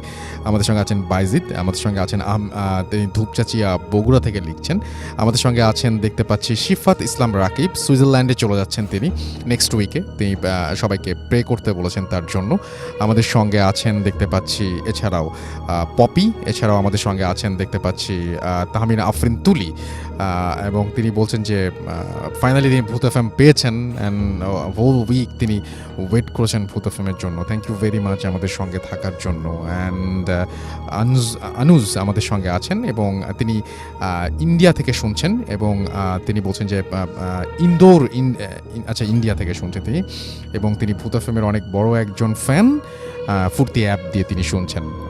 ওকে, থ্যাংক ইউ সো মাচ আমাদের সঙ্গে থাকার জন্য। আমাদের সঙ্গে আছেন এছাড়াও দেখতে পাচ্ছি মোস্তফা কামাল, আমাদের সঙ্গে আছেন এছাড়াও প্রিন্স রাজ সহ আরও অনেকে। তো যাই হোক, আমাদের যদি এইখানে আপনি যদি আসতে চান তাহলে রাসেল_ ভূত এফএম এটা দিয়ে খুঁজলেই আমাকে পেয়ে যাবেন। আমাদের সঙ্গে এছাড়াও ফেসবুক পেজ যারা আছেন www.facebook.com/radio.furti and www.facebook.com/bhutfm.russell, এই দুটো পেজেও আপনি আমাদের সাথে কানেক্টেড থাকতে পারেন। আমাদের সাথে যদি আপনি ইমেইল বা আপনার ঘটনা শেয়ার করতে চান তাহলে চলে যান, আমাদের ইমেল অ্যাড্রেসটা আপনাদের মনে রাখতে হবে। আমাদের ইমেল অ্যাড্রেস হচ্ছে bhutfm@radiofurti.fm, which is bhutfm@radiofurti.fm। আপনার নাম, ঠিকানা এবং ফোন নাম্বার সহ আপনার জীবনে ঘটে যাওয়া বা আপনার জানা সেরা ঘটনা লিখে পাঠিয়ে দিন আমাদের কাছে। ঘটনার শুরুতে অবশ্যই উল্লেখ করুন যে ঘটনাটি আপনি স্টুডিওতে এসে শেয়ার করতে চান, নাকি আপনি চান আপনার ঘটনা আমরা পড়ে শোনাই। যারা দেশের বাইরে আছেন তারা সরাসরি অডিও ক্লিপ পাঠাতে পারেন বা লিখেও পাঠাতে পারেন ঘটনাটি। আমরা চলে যাব আমাদের নেক্সট যে আমাদের গেস্ট রয়েছেন তার কাছে। আপনার নামটা একটু জানতে চাইবো, প্লিজ আপনার নামটা একটু বলবেন, তারপরে আপনি কোথা থেকে এসেছেন সেটা একটু কাইন্ডলি বলবেন, তারপরে আপনার ঘটনায় যাব। জি, আসসালামু আলাইকুম। ওয়ালাইকুম আসসালাম। আমার নাম তানভীর। জি। আমি মিরপুর ডিএইচএস থেকে এসেছি। জি। Thank you for having me. আমার হৃদয়টা অনেক দুর্বল। আচ্ছা, আমি খুব ভীতু কিসিমের একটা মানুষ। আচ্ছা, তো ব্যক্তিগতভাবে কোনো সময় আমি এরকম ভৌতিক ব্যাপারে এক্সপেরিয়েন্সড হয়নি আমার, বাট হোপফুলি যেদিন হবে হয়তো বা আমি আর থাকবো না বলার জন্য। সো আমি যেটা বলতে চাচ্ছি সেটা হচ্ছে একটা শোনা কথা, মানে আমি আরেকজনের কাছ থেকে শুনেছি, নিজে এক্সপেরিয়েন্স করিনি। সেটা হচ্ছে আমি ছোটোবেলায়, this is a story back in 95, তখন আমার বয়স 5 বা 6 বছর বয়সে আমি আমার বাবা মার সাথে দাদাবাড়ি গিয়েছিলাম গাইবান্ধায়। জি। তখন আমাদের দাদাবাড়িটা একতলার বাড়ি ছিল, মানে ইটস এ সিঙ্গেল ফ্লোর, আর বাউন্ডারিটা যেটা ছিল সেটা পুরোটা তার কাটাতে ঘেরা ছিল। আচ্ছা। তো রাত তখন হয়তো বা বাজে 2:30 বা 3টা, মোস্টলি এই টাইমটাতেই সব কিছু হয়। সো হ্যাঁ, 3টা খুবই একটা মানে অন্যরকম ধরনের একটা টাইম। সো ওই টাইমটাতে আমরা সবাই ঘুমোচ্ছিলাম, তো হুট করে ছাদে মনে হচ্ছিল কেউ যিনি হাঁটছে। এখন একটা নর্মাল মানুষ যখন হাঁটবে আর যখন একজন ভারী মানুষ হাঁটবে তখন কিন্তু একটা তফাৎ হবে। সেটাই। সো যেহেতু বাসাটা সিঙ্গেল ফ্লোর ছিল, উপরে হাঁটাটা কোনো মানে হাঁটাটা প্রশ্নে আসে না, হাঁটাটা, বিকজ সিঙ্গেল ফ্লোর। আর উপরে যদি কেউ উঠে, it's either going to be একটা কেউ চোর হতে পারে অথবা ডাকাত। সো এই আওয়াজ পেয়ে স্বাভাবিকভাবে আমার বাবা মা তো না, বাবা, চাচা এবং আরেকজন ছিল আমার চাচা, তো ওনারা 3 জনই বের হয়ে গিয়েছে বাসা থেকে। এখন ছাদটা, আমাদের সিঙ্গেল ফ্লোর যে ছাদ ছিল, এটা উঠতে হলে একটা মই দরকার ছিল, মই ছাড়া ছাদে ওঠা সম্ভব ছিল না। সো ওনারা তাৎক্ষণিকভাবে মইটা নিয়ে ছাদে উঠলেন, কিন্তু কাউকে পেলেন না। আর সেই টাইমে গ্রামবাসীদের ইলেকট্রিসিটির ফ্যাসিলিটিটা কম ছিল, সো আলোটা তেমন একটা ছিল না। So they had to carry torch light in order to see যে রাতেরবেলা কে কোথায় কী করছে। তো ওনারা ছাদে উঠে টর্চ লাইট দিয়ে যখন দেখলেন যে কেউ নেই, তখন ব্যাপারটা সবারই একটু নাড়া দিয়ে উঠলো যে কি অ্যাকচুয়ালি জিনিসটা কি, কারণ বাউন্ডারি তো তার কাটাতে ঘেরা, আর কেউ যদি আসেও তার তো যেতেও সময় লাগবে, আর আওয়াজ তো পাবো যেতে গেলে। তো এরকম কোনো যখন সাইন্স পেল না, তখন স্বাভাবিকভাবে সবাই একটু ভয় পেয়ে উঠল। কিন্তু তারা যখন নেমে আসে তখন একটা কালো বিড়ালও তাদের সাথে নেমে আসলো। এইটা আমি নিজে দেখেছিলাম এবং আমার সাথে যারা আমার বাবা ছিল, চাচা ছিল, তারাও দেখেছিল। তো এই জিনিসটা আমার কাছে অস্বাভাবিক লেগেছে এবং তাদের কাছেও, যে কেউ ছিল না, কিন্তু কালো বিড়ালটা ছিল, কালো বিড়াল। ফার্স্ট অফ অল যেটা সেটা হচ্ছে যে ওপরে যদি কেউ হাঁটার পরে যখন সবাই বেরিয়ে এসে যদি কেউ দেখতে চায় যে ওপরে কে হাঁটছিল, তার তো নামার রাস্তা একটাই। সুতরাং যদি ওপরে কেউ থাকে তাহলে ওই দিক দিয়েই নামবে। জি। এবং ওপরে যে যখন খোঁজা হলো তখন দেখা গেলো যে কেউ নাই। জি। সো কালো বিড়ালটা যখন দেখলো সবাই, তখন তাদের যে ভয়টা ছিল ওটা আরো দ্বিগুণ হয়ে গেল। আচ্ছা। সো এই এতটুকু স্টোরিটাই যেটা আমি নিজে ফেস করেছিলাম, বাট তাও তখন তো আমি ছোট ছিলাম, হ্যাঁ, অতটা আমার বোধ ছিল না। So this was the small story that I faced during my life time. Thank you so much, thank you. আমরা ঘটনা শুনলাম এবং আমরা এখন যেটা করবো সেটা হচ্ছে আরও একটা ঘটনায় যাব, এবং এটা একটা আমাদের ইমেইল, সেই ইমেইলে আমরা চলে যাব এবং এই ইমেইলটা আমি আপনাদের জন্য পড়ে শোনাতে চাই। এটা আমাদের আজকের সেকেন্ড ইমেল, রাইট? তো আশা করছি যে এটাও আপনাদের অনেক ভালো লাগবে। আমি চেষ্টা করছি যেভাবে তিনি লিখেছেন সেভাবেই পড়ে শোনানোর জন্য। অ্যান্ড থ্যাঙ্কস তানভীর আপনার ঘটনা শেয়ার করার জন্য। আমি এখন চলে যাচ্ছি আমাদের পরবর্তী ঘটনায়। আসসালামু আলাইকুম রাসেল ভাই, আশা করি ভালোই আছেন, কারণ আপনি সবসময় ভালোর দলে একজন। আমি ঢাকার উত্তরায় থাকি, স্টুডিওতে গিয়ে ঘটনা শেয়ার করা সম্ভব নয় বলে লিখে পাঠালাম, ভালো লাগলে পড়ে শোনাবেন। তো আমি সরাসরি ঘটনায় চলে যাচ্ছি। ঘটনাটি 2012 সালে ঘটা। আমার বাপদাদার পূর্বপুরুষরা এখানে ছিল, তাই এই শহরে ছোট্ট থেকে বড় হই। শুনেছি গ্রাম নাকি অনেক সুন্দর হয়, কিন্তু আফসোস আমার গ্রামের বাড়ি নেই। আমাদের বাসাটা 3 তলা, আমরা 3য় তলায় থাকি, বাকি 1ম ও 2য় তলা ভাড়া দিয়েছি। আমাদের 2য় তলায় একজন ভাড়াটিয়ার সাথে আমাদের খুব ভালো সম্পর্ক ছিল। তারা স্বামী স্ত্রী আর একটা 6 বছরের মেয়ে নিয়ে থাকত। তাদের গ্রামের বাড়ি ছিল টাঙ্গাইল। কোনো এক কারণে, আমি এলাকাটার নাম উল্লেখ করছি না, হঠাৎ তারা একদিন আমাকে বলল তারা তাদের গ্রামের বাড়ি যাবে, এবং আমাকে বলল তাদের সাথে আমি যাব কিনা। আমি জানতে চাইলাম কেন যাব না। তারা বলল তাদের ছোট ভাইয়ের বিয়ে, তাদের নিমন্ত্রণ করেছে, তাই তারা যাচ্ছে। আমি ভাবলাম গ্রাম ও গ্রামের মানুষের বিয়ে দুইটা একসাথে দেখা যাবে, তাই রাজি হয়ে গেলাম। তারপর যথাসময় তাদের সাথে রওনা দিলাম এবং খুব ভালোভাবেই সেখানে পৌঁছালাম। তারপর ফ্রেশ হয়ে দুপুরের খাবার খেয়ে একটু রেস্ট নিলাম। তারপর বিকেলবেলা ভাবলাম একটু ঘুরে দেখি এলাকাটা। যেই ভাবা সেই কাজ, বেরিয়ে পড়লাম ঘুরতে। গরমের সময় গ্রামটায় ঘুরতে বেশ ভালোই লাগছিল, তবে কিছুটা অবাক হচ্ছি, কারণ এলাকায় অনেকটা গাছ, 1টা থেকে 2টা সাইনবোর্ড লাগানো, আর তাতে মানুষের নাম ও তারিখ লেখা। ভাবলাম হয়তো গাছগুলোর মালিকের নাম। যাই হোক, আমি ঘুরতে লাগলাম। একটু পর একটা নদীর তীরে দাঁড়িয়ে মুগ্ধ হয়ে দেখছি। তারপর ফিরে এলাম বাসায়।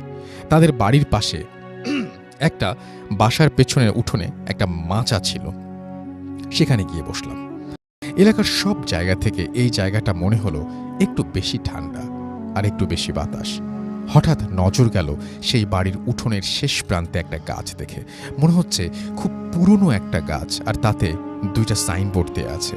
আমি গাছটির সামনে গিয়ে ভালো করে বোঝার চেষ্টা করছি এটা কি গাছ। হঠাৎ আমাদের ভাড়াটিয়ার ছোট ভাই এসে বলল, এখানে কি করেন? এটা ভালো জায়গা না, চলেন বাসায় যাই। আমি কৌতূহল নিয়ে জিজ্ঞেস করলাম, সামনের ওই বড় গাছটা কি গাছ? ওইটা বকুল গাছ। আমি অবাক হয়ে গিয়েছি এবং অবাক হয়ে দেখছি গাছটা, কারণ এত বড় বকুল ফুলের গাছ আমি এর আগে কখনোই দেখিনি। যাই হোক, আমি আর সেই ভাই চলে এলাম বাসায়। সন্ধ্যায় হালকা নাস্তা করার পর আবার সেই মাচায় গিয়ে বসলাম, কারণ গরমের মধ্যে এই জায়গাটা অনেক ঠান্ডা, খুব ভালোই লাগছে। বসে বসে মোবাইলে ভিডিও গান দেখছি আর কি। হঠাৎ হালকা একটা গরম বাতাস আমার বুকে পড়ল, যেমন আমার মুখের সামনে যদি কেউ এসে নিঃশ্বাস ফেললে যেমন হয় ঠিক তেমন। পরপর 3 বার এমন হলো। আমি একটু অবাক হলাম। তারপর ভাবলাম হয়তো আমার নিঃশ্বাস আমার গায়ে লাগায় আমি চমকে গেছি, এই বলে একটু হাসলাম। কিন্তু তার কিছুক্ষণ পর আমি পানি পড়ার শব্দ পেলাম। কেউ যদি 1 ঝক পানি গাছে ওপর থেকে একেবারে ঢেলে ফেললে যেমন হয়, যেমন শব্দ হবে, ঠিক সেরকম। বাসার পেছনে লাইট না থাকায় অনেকটা অন্ধকার হয়ে আছে, বুঝলাম না ঠিক কোথায় পানি পড়লো। সব থেকে বড় কথা হলো, আমি বিকেলে ওই জায়গাটা ভালো করে দেখেছিলাম, ওখানে কোনো পানি বা পুকুর কিছুই ছিল না। পানি আসবে কোথা থেকে? এইসব ভাবতে ভাবতে আমরা সেই ভাড়াটিয়ার ভাবি তার মেয়েকে নিয়ে আমাদের কাছে আসলো। আমি তাকে বললাম আমি এমন শব্দ পেয়েছি। সে বলল এই জায়গাটা ভালো না। এই বলে চলে আসতে বলল। আমি চলে এলাম। বলে রাখা ভালো যে গ্রামের অধিকাংশ বাড়ি টিন শেডের। তো রাতে খাবার দাবার খেয়ে শুয়ে মোবাইল নিয়ে আমি বিজি আছি। আর আমার সাথে আমার ভাড়াটিয়ার সেই ছোট ভাইকে থাকতে বলা হয়েছে এবং এও বলা হয়েছে রাতে যেন আমি বাইরে না যাই। তো রাতে প্রায় 12টা বাজে হঠাৎ আমার ঘরের টিনের চালে আওয়াজ হচ্ছে। যদি কোনো বাঁশঝাড় থেকে কোনো বাঁশের আগা টিনের চালে লেগে থাকে আর বাতাসের নোট থাকে তাহলে যেমন আওয়াজ হবে ঠিক সেরকম আওয়াজ হচ্ছে, অথচ তাদের বাসার আশেপাশে কোনো বাঁশঝাড় নেই। তাহলে এটা কিসের আওয়াজ? যাই হোক, আওয়াজটা কিছুটা সময় পর থেমে যায়। আমি আর পাত্তা না দিয়ে আবার ফোনের দিকে খেয়াল দিলাম। রাত 1টা দিকে আমি মোবাইল রেখে ওয়াশরুমে যাব বলে সেই ভাইকে ডাক দিলাম এবং তার সাথে ওয়াশরুমে গেলাম। একটু পরে বাড়ি থেকে বেরিয়ে দেখলাম সেই ভাইটার চেহারায় ভয়ের ছাপ। আমি জিজ্ঞেস করলাম কি হয়েছে? সে বলল কিচ্ছু না, জলদি ঘরে চলেন। আমি তার সাথে ঘরে গিয়ে জিজ্ঞেস করলাম কি হয়েছে বলেন, আপনি ভয় পেলেন কিভাবে? সে বলল কিছু না। আমি জোর করে অনুরোধ করার পরেও সে কিছু বলল না। অতঃপর শুয়ে পড়লাম। সকালে ঘুম থেকে উঠে দেখি সবাই অনেক আগেই উঠে পড়েছে। আমি বাইরে বেরিয়ে দেখি সবাই চুপচাপ। আমি আর কিছু জিজ্ঞেস করিনি, যদিও আমার মনে একটু খটকা থেকেই গেছে। সকালবেলা খাওয়ার পর আমাকে সেই ভাই আবার বলল আমাদের সাথে মার্কেটে যাবেন, বিয়ের কিছু শপিং করতে হবে। আমি বললাম যেতে পারি একটা শর্তে, যদি কাল রাতে কেন ভয় পেয়েছেন সেটা আমাকে বলেন তাহলে যাব। সে আর কিছু না বলে চলে গেল। আমি কিছুটা মন খারাপ করলাম দেখে সে আবার এসে বলল রাতে বলবো, তুমি সাবধানে থেকো, এই বলে চলে গেল। আমিও সেই অপেক্ষায় ছিলাম। সবাই চলে যাওয়ার পর বাসায় চাচি, ভাবি আর তার মেয়ে আছে।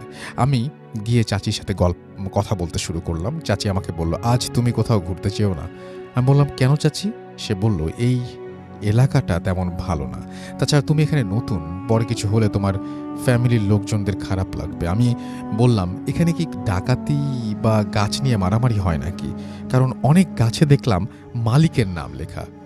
চাচি কিছুক্ষণ চুপ থেকে বলল ওগুলো মালিকের নাম নয়। আমি অবাক হয়ে জিজ্ঞেস করলাম তাহলে ওগুলো কার নাম? চাচি বলল আমাদের এলাকায় প্রায় রাতেই মানুষ নিখোঁজ হয়, তাদের পরের দিন সকালেই তাদের লাশ পাওয়া যায়। কোনো না কোনো এক গাছের ডালে ফাঁস লেগে ঝুলে আছে, কিন্তু কেন বা কিভাবে মারা যায় তা কেউ জানে না। আর এমনটা বেশি হওয়ায় লাশের ডেড বডিটা বা লাশের যেখানে মারা গেছে সেই জায়গাটা মনে রাখার জন্য সেই গাছে তার নাম ও মারা যাওয়ার তারিখ লিখে সাইনবোর্ড দিয়ে রাখে। আমি অবাক হয়ে জিজ্ঞেস করলাম তাহলে পাশের বাসার পেছনে সেই বকুল গাছটা ওখানে? এটুকু বলতেই চাচি আমাকে থামিয়ে দিয়ে বলতে লাগলেন ওই বাসায় 3 ভাই ছিল, তার মধ্যে বড় 2 জন ওই গাছেই মারা যায়। তারপর চাচি হলুদ বাটার কাজে লেগে যান, কারণ আগামীকাল সেই ভাইয়ের গায়ে হলুদ ছিল। আমি এই কথাগুলো ভাবতে ভাবতে সেই বকুল গাছের কাছে যাই আর অবাক হয়ে দেখতে থাকি গাছটার দিকে। ভাবতে ভাবতে এতটাই গভীরে চলে যাই, মনে হচ্ছে লাশ 2টা ওখানেই ঝুলছে। আমি আন্দাজ করতে পারছি। হঠাৎ ওই বাড়িতে কল চাপার আওয়াজ শুনতে পাই। আমি আস্তে আস্তে সেই বাড়িতে ঢুকি আর সেই বাড়িটা আন্টি দেখি যে কল চাপছে।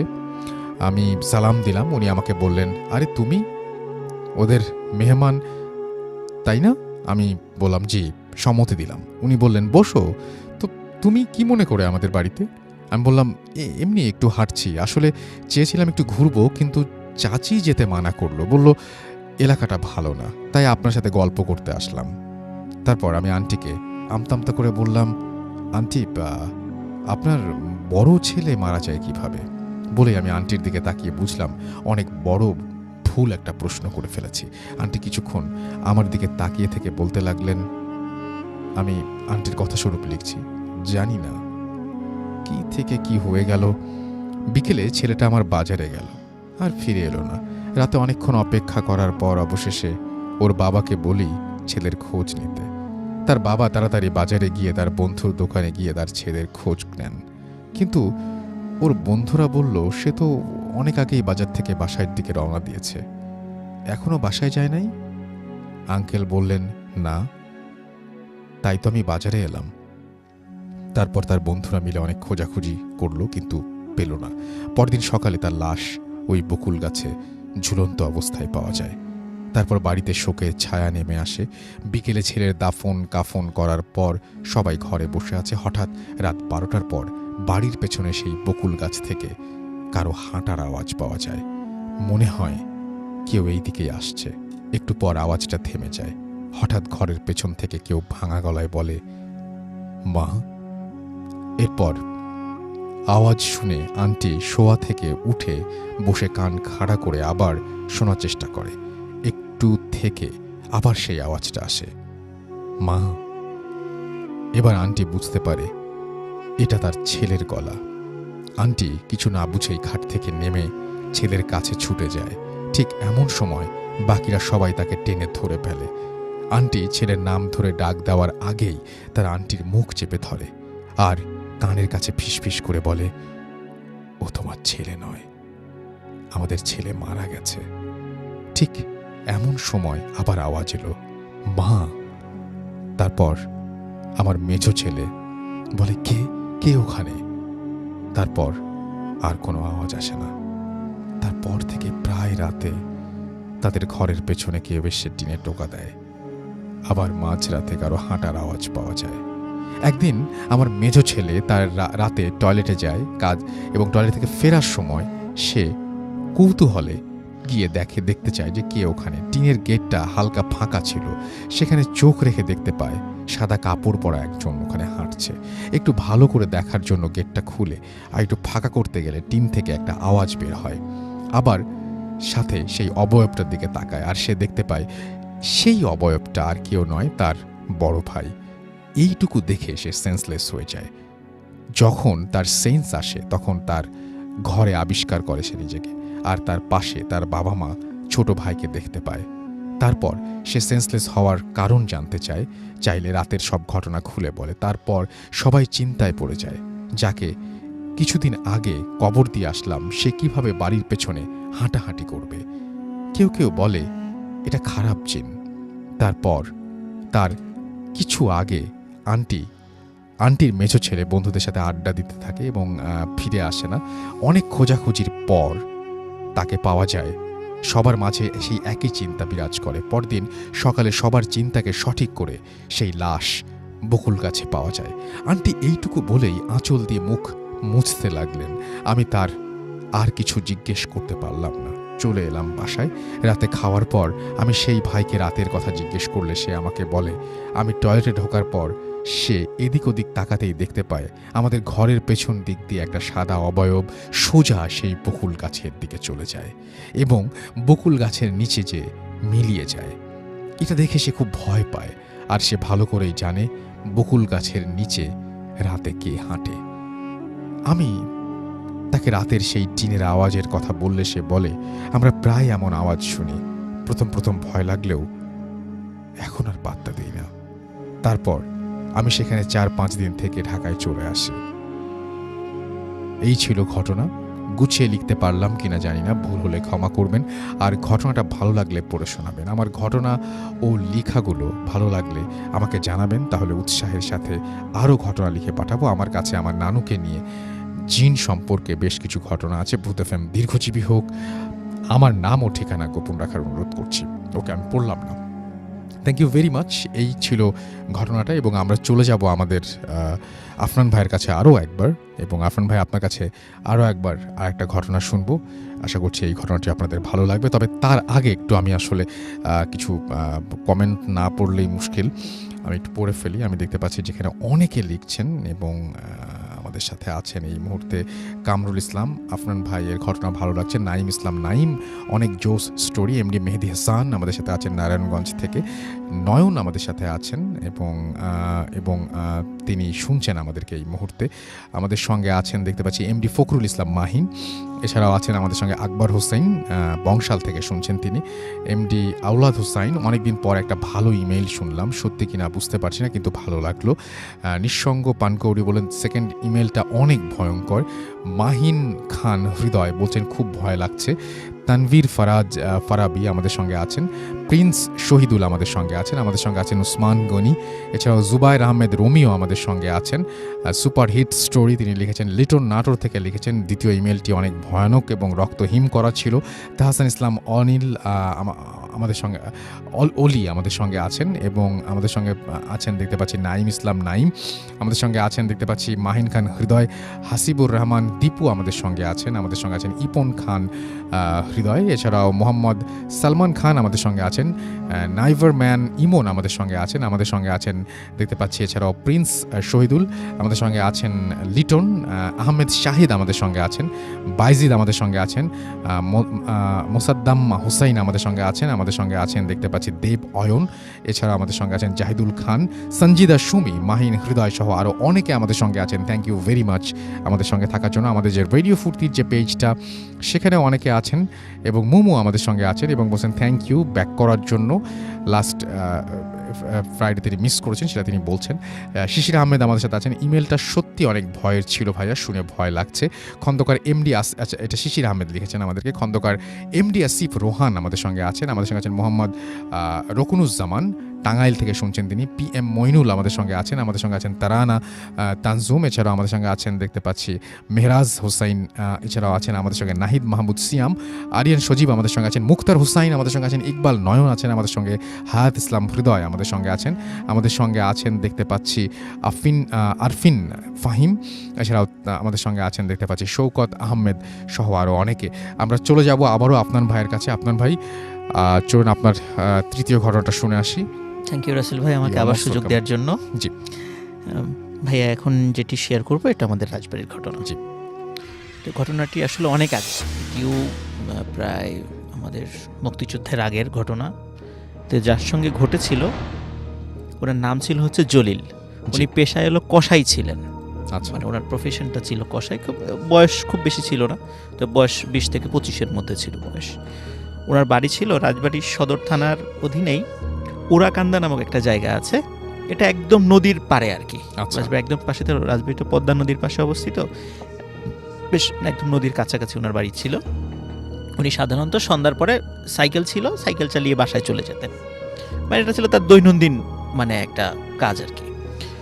তো একদিন উনি কোনো কারণে বেশ কিছু কাজ শেষ করতে করতে দেরি হয়ে যেত, কারণ ওনাদের কাজটা ছিল রসুল ভাই ওই পরের দিন যেই পশুগুলো জবাই করা হবে সেগুলো একটু ম্যানেজ করে তারপর যেতেন আর কি। আচ্ছা, এই জন্য আবার কখনো কখনো এটা ম্যানেজ করতে একটু দেরি হয়ে যেত। তো ওই দিন কোনো কারণে একটু দেরি হয়ে যায়, উনি সাইকেল চালায় বাসার দিকে যাচ্ছিলেন। তো বাসার দিকে যাওয়ার সময় তো আমাদের ওই ওরাকান্দার যে রাস্তাটা আছে, যারা রাজবাড়ী জেলায় আছেন তারা জানেন, সেখানে দাঁতশি নামক একটা জায়গা পড়ে। দাঁতশি পার হয়ে ওরাকান্দা, এর মধ্যবর্তী জায়গাটা বেশ ফাঁকা, দুপাশে একদম ফাঁকা থাকে, এখনও ফাঁকা, এখনও মানে বেশ শুনশান জায়গা ওইটা।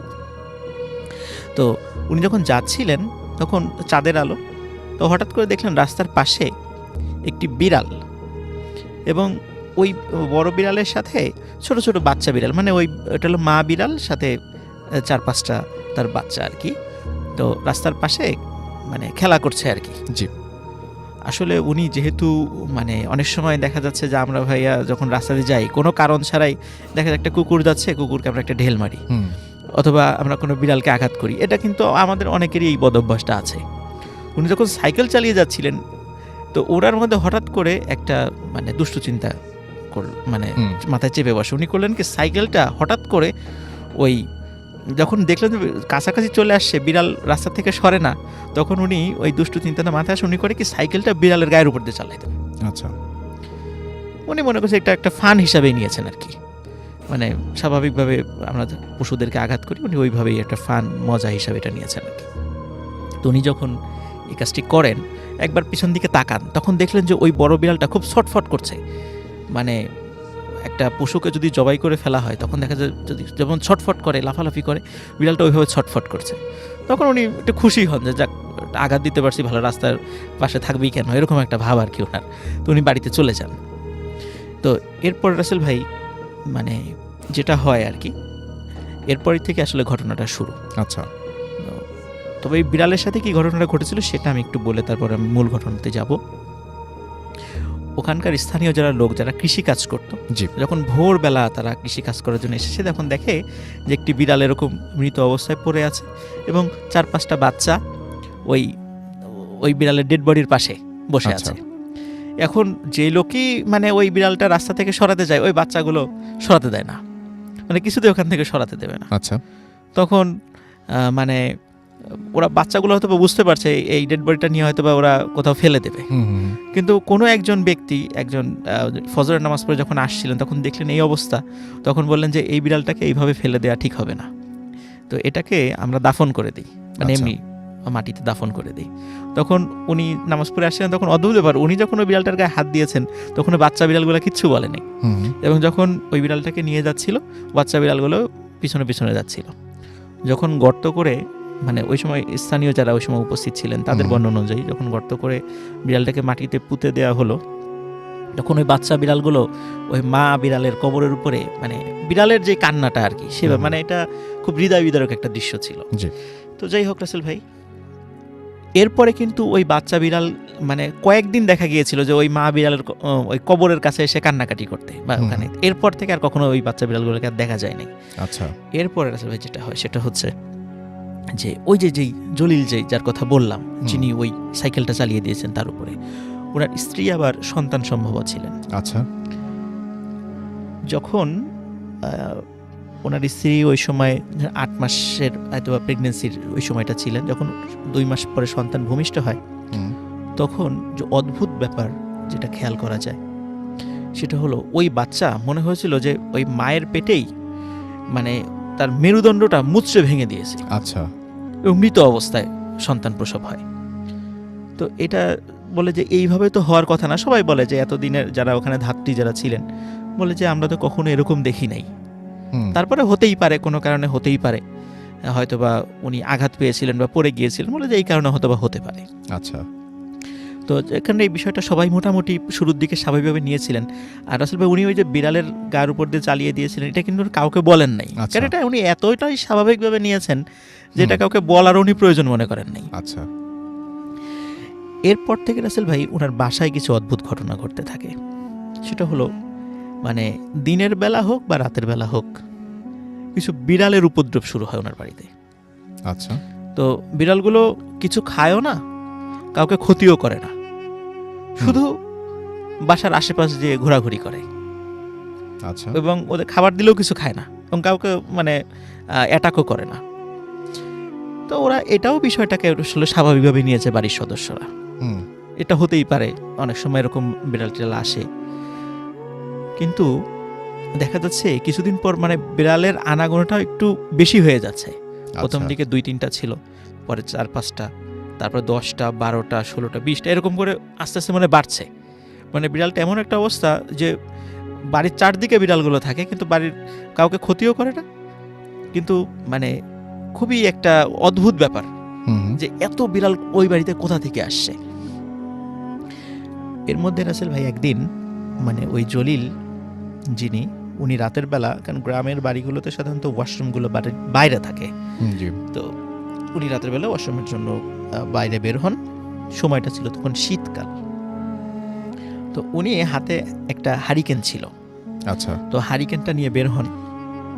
বের হওয়ার পর তো উনি মানে খেয়াল করছিলেন হারিকেনের আলোটার যে রেঞ্জ, যতটুকু আলো, ওই আলোটার ওই পাশে অসংখ্য বিড়ালের মতো মানে চোখ জ্বলছে, মানে দুটো চোখ, আমরা দেখি রাতের বেলা কুকুর বা বিড়ালের চোখ জ্বলে, মানে অসংখ্য এরকম চোখ চতুর্দিকে।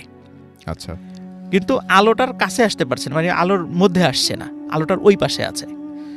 তখন উনি চিন্তা করছেন হয়তো ভাই বিড়ালগুলো হবে, কিন্তু উনি ভয় পান ওই সময় একটু। আচ্ছা। যে এতগুলো কেন, এটা কি অন্য কিছু? তখন উনি যেটা করেন সেটা হলো যে ওয়াশরুমে যাওয়াটা একটু দেরি করে উনি হারিকেনটা নিয়েই ওই বিড়ালগুলোকে তাড়া করা শুরু করেন। আচ্ছা। তখন তাড়া করার পরে দেখে সবগুলো চলে গেছে। তখন উনি যখন আবার ওয়াশরুমে যাবেন তখন দেখেন যে আগের থেকেও দ্বিগুণ পরিমাণ বিড়াল চতুর্দিকে। আচ্ছা। তখন উনি চিন্তা করেন মনে হয় যে দিনের বেলা মানে এগুলা গিয়ে আরগুলোকে ডেকে নিয়ে আসছে, উনি এটা মনে করেন। উনি আবার সেগুলোকেও তাড়িয়ে দেন। তখন মনে হলো যেগুলো তাড়িয়েছে তার থেকেও আরও দ্বিগুণ পরিমাণ বিড়াল চলে আসছে এখানে। এবং ওই আলোর ভিতরে তার আসতে পারছে না। আচ্ছা, তখন উনি চিন্তা করেন এটা মোটেও স্বাভাবিক বিষয় নয়। তখন উনি যেটা করেন সেটা হলো যে তখন উনি ওনার ঘরের দিকে যেতে থাকেন। এর মধ্যে কি হয় রাসেল ভাই, আসলে ওই হারিকেনটাতে আবার তেল ছিল খুবই কম, এটা উনি খেয়াল করেন নাই। উনি দেখলেন যে হারিকেনের তেলটা ফুরিয়ে গেছে, যে কোনো সময় হারিকেনটা বন্ধ হয়ে যাবে। এবং উনি খেয়াল করছেন এই আলোর রেঞ্জের মধ্যে তো আসতে পারছেন। উনি এটাও বুঝলেন যে যখনই এই আলোটা বন্ধ হয়ে যাবে তখনই এই বিড়ালগুলো আমাকে অ্যাটাক করবে। তখন উনি ঠিক ঘরের কাছাকাছি যখন আসার পরে হারিকেনটা ফেলেই এক দৌড়ে ঘরে চলে যান। তখন উনি জানালা দিয়ে দেখেন যে হাজার হাজার বিড়াল ওনার দরজার বাইরে। আচ্ছা, তখন উনি চিন্তা করেন যে এই ঘটনাগুলো কেন ঘটছে। তখন উনি পরিবারের সাথে শেয়ার করেন যে আমি তো এইরকম একটা ঘটনা ঘটেছিল, তো আমি তো বিষয়টা খুব স্বাভাবিকভাবে নিয়েছিলাম, কিন্তু এখন এই যে বাসায় যে এই পরিমাণ বিড়ালগুলো আসছে আমার মনে হয় ঘটনা। তখন উনি যেটা করেন, উনি ওই যেখানে ওই বিড়ালটাকে উনি আঘাত করেছিলেন সেখানে আশেপাশের লোকজনের কাছে জিজ্ঞাসা করেন। তখন বলে হ্যাঁ আসলে আমরাও তো এরকম একটা অদ্ভুত টাইপের বিড়ালকে কবর দিয়েছি, তো বিড়ালটা কবর দেওয়ার পর এরকম বাচ্চাগুলো আমরা দেখেছিলাম। তার এই ধরনের সব বিষয়গুলো উনি বর্ণনা করেন। তখন উনি বলছেন যে এটা আসলে কোনো স্বাভাবিক বিড়াল ছিল না। তখন এদিকে রাসেল ভাই ওনার যতগুলো সন্তানের পরে হয়েছিল প্রত্যেকেরই কিন্তু তারা মৃত অবস্থায় ভূমিষ্ঠ হয়েছে এবং প্রত্যেকেরই একই রকম অবস্থা। মনে হচ্ছে ওদেরকে কেউ মানে মুচড়ে ওদের কোমরটা ভেঙে দিয়েছে। এইভাবে ওনার প্রায় 6-7টা বেবি ওনার এইভাবে মৃত অবস্থায় প্রসব হয় ওনার ওয়াইফের। তো এরপরে ভালো একজন মানে আলেমের সাথে পরামর্শ করেন। তখন বলেন যে আসলে ওই বিড়ালটা ছিল একটা মা বিড়াল। আচ্ছা, ওরা এমনিতেই চাঁদের আলোতে খেলা করছিল, তোমার উচিত হয় নাই ওর গায়ের উপর দিয়ে সাইকেলটা চালিয়ে দেয়া। তখন যেহেতু তুমি এটা অন্যায় করেছো, তো এটার পানিশমেন্ট হিসেবে এটা হচ্ছে, তো এটার সমাধান হলো যে আল্লাহর কাছে দোয়া করো, কারণ যেহেতু হত্যার বদলে হত্যা, ওরা জিনরা এটাই বিশ্বাস করে। আল্লাহর কাছে দোয়া করো, আল্লাহ যদি ওদের মনটা নরম করে দেয় হয়তোবা তুমি এই জায়গা থেকে বের হয়ে আসতে পারবে। তারপর রাসেল ভাই একজন ভালো আলেমের সাথে পরামর্শ করার পরে উনি আবার মানে নাম বলছি না, উনি বর্তমানে অনেক আগে ঢাকার একটা স্বনামধন্য মাদ্রাসায় মুহাদ্দিস হিসেবে কর্মরত ছিলেন। তা উনি এখন আর জীবিত নাই। তো উনি ওই জিনদেরকে ডেকেছিলেন। তখন ওরা বলেছিল যে সে যেহেতু ইচ্ছাকৃতভাবে ঘটনাটা ঘটিয়েছে সুতরাং আমরা মানে প্রতিশোধ নেবই। তখন উনি বলেছিলেন যেহেতু একটা মানুষ উনি অন্যায় করেছেন, ওনার অনাগত সন্তানগুলো তার কোনো অন্যায় করেনি, তো তোমরা ওনাকে ছেড়ে দাও, ওনার পাপের প্রায়শ্চিত্ত যথেষ্ট হয়েছে, ওনাকে এবার মুক্তি দাও। তখন বলেছিলেন যে আপনি যেহেতু একজন খুবই পরহেজগার ব্যক্তি, তা ও যদি ওয়াদা করে যে আর কখনো এইভাবে মানে অকারণে কোনো মানে পশুকে বা কাউকে কষ্ট দেবে না, তাহলে আমরা চিন্তা ভাবনা করে দেখতে পারি। তো ওই আলেমের রিকোয়েস্টেই পরবর্তীতে মানে ওই জিন্না তাকে ক্ষমা করে দেয় আর কি। এবং তারপর থেকে উনি স্বাভাবিকভাবেই জীবনযাপন করেন। ওনার সন্তানরা এখনও জীবিত আছে, মানে এখনও পরবর্তী যে সন্তানগুলো হয়েছিল তো তারা স্বাভাবিকভাবেই হয়েছিল। তা ওনার বংশধররা এখনও আছে আর কি, তারা ওরাকান্দায় বসবাস করে, রাজবাড়ী জেলার ওরাকান্দা নামক গ্রামে। আচ্ছা, তো এখানে রাসেল ভাই আমরা ওই যে শুরুতে যে বিষয়টা বললাম যে এই যে রাতের বেলা হোক বা দিনের বেলা হোক অকারণে বিভিন্ন প্রাণীদেরকে কষ্ট দেয়া, এটা হোক সেটা জিন না যাই হোক সেটা, কিন্তু এটা এভাবে কিন্তু আমাদের ধর্মেও কিন্তু বা হাদিসে বা এইগুলো বলা আছে যে অকারণে কোনো প্রাণীকে যেন আমরা কষ্ট না দিই। তো যে কোনো সময় এই ধরনের একটা বিপদ চলেই আসতে পারে। থ্যাংক ইউ রাসেল ভাই, thank you so much, thank you, আপনাকে অনেক অনেক ধন্যবাদ। এবং আশা করছি এই ঘটনাটা আপনাদের ভালো লেগেছে। একটা ছোট্ট বিরতি নিব, বিরতির পরে একটা অডিও ক্লিপে যাব, তারপরে আবারও ফিরে আসবো। সেই পর্যন্ত আমাদের সঙ্গে থাকুন। স্টে টিউনড রেডিও ফুর্তি FM and do ফুর্তি FM. The night comes alive. বিশ্বাস করা না করাটা আপনার ব্যাপার।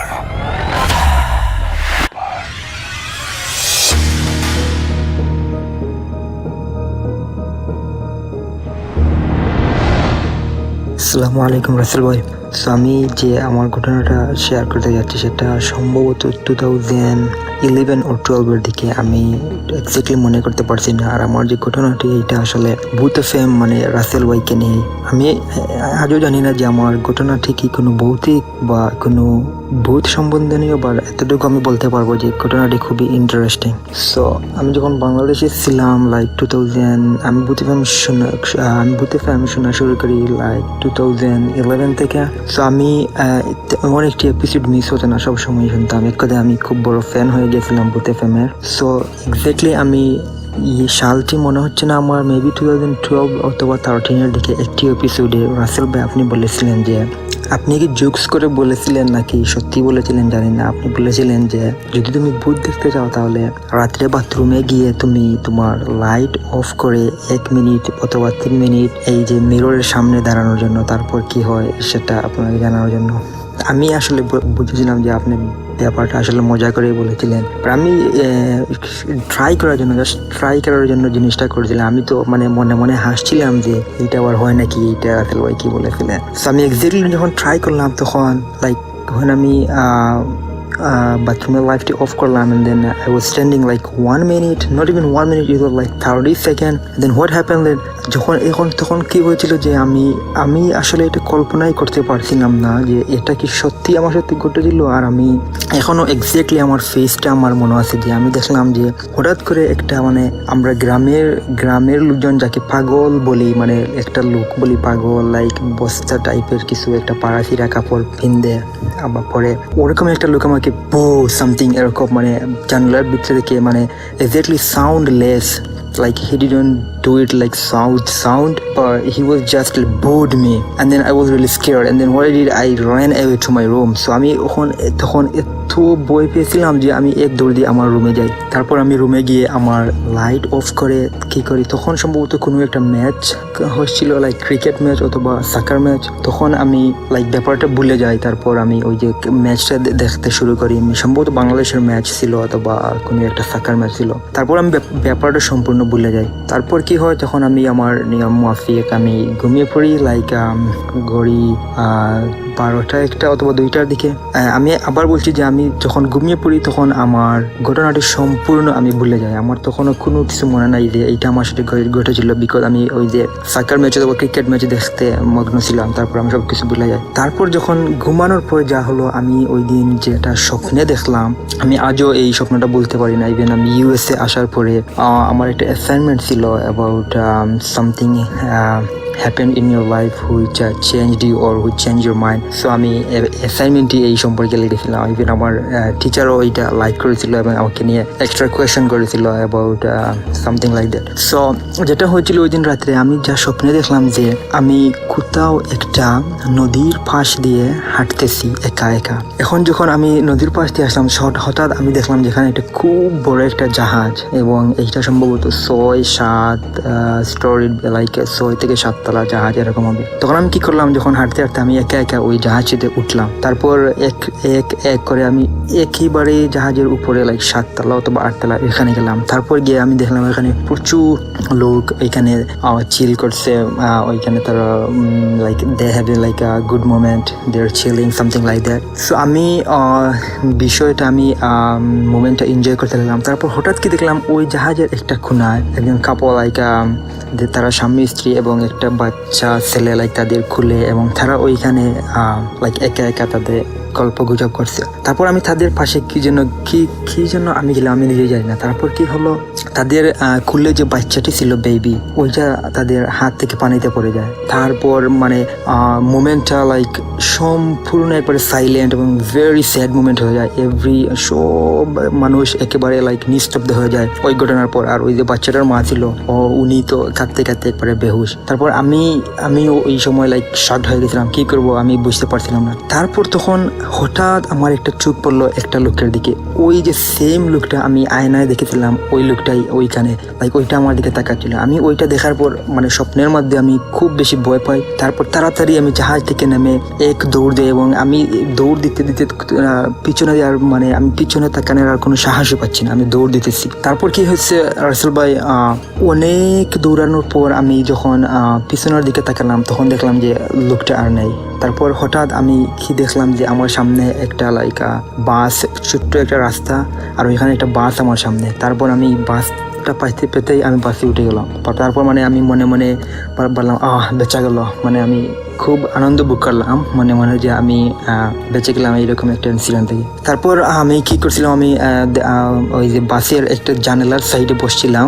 তারপর আমি যে জানালাটা খুলে দিয়ে বাতাস খাচ্ছি, আর তারপর হঠাৎ আমি মানে দেখি যে আমি বাসের মধ্যে ঘুমিয়ে পড়ছি। তারপর কি হয়েছে রাসেল ভাই, আমি হঠাৎ মানে স্বপ্নের মধ্যে আমি বাসের মধ্যে ঘুম ভাঙলো। তারপর কি দেখি, আমি হঠাৎ দেখি যে বাসে একটাও প্যাসেঞ্জার নেই, আর আমার ঠিক লেফট সাইডে যে লোকটা বনে আছে সেই লোকটা হচ্ছে সেম লোক যাকে আমি আয়নাতে দেখেছিলাম সরাসরি। তারপর স্বপ্নের মধ্যে আমি যে ওই শিপ বা জাহাজে দেখছিলাম ওই লোকটা আমার পাশে বসে আছে। তারপর মানে আমি মানে চিৎকার দিতে পারছি না, মানে আমি মনে মনে চিৎকার দিব, বাট আমার সমস্ত শরীরটা ফ্রিজ হয়ে যায়, আমি কিছুই করতে পারছি না। তারপর লোকটা আমার সাথে প্রথমে আমার গায়ে হাত দিল, মানে ওইটা আমি খুবই ঠান্ডা ছিল লোকটার হাত। তারপর লোকটা আমাকে বুঝাইতে চাইলো যে don't worry, I am not gonna harm you.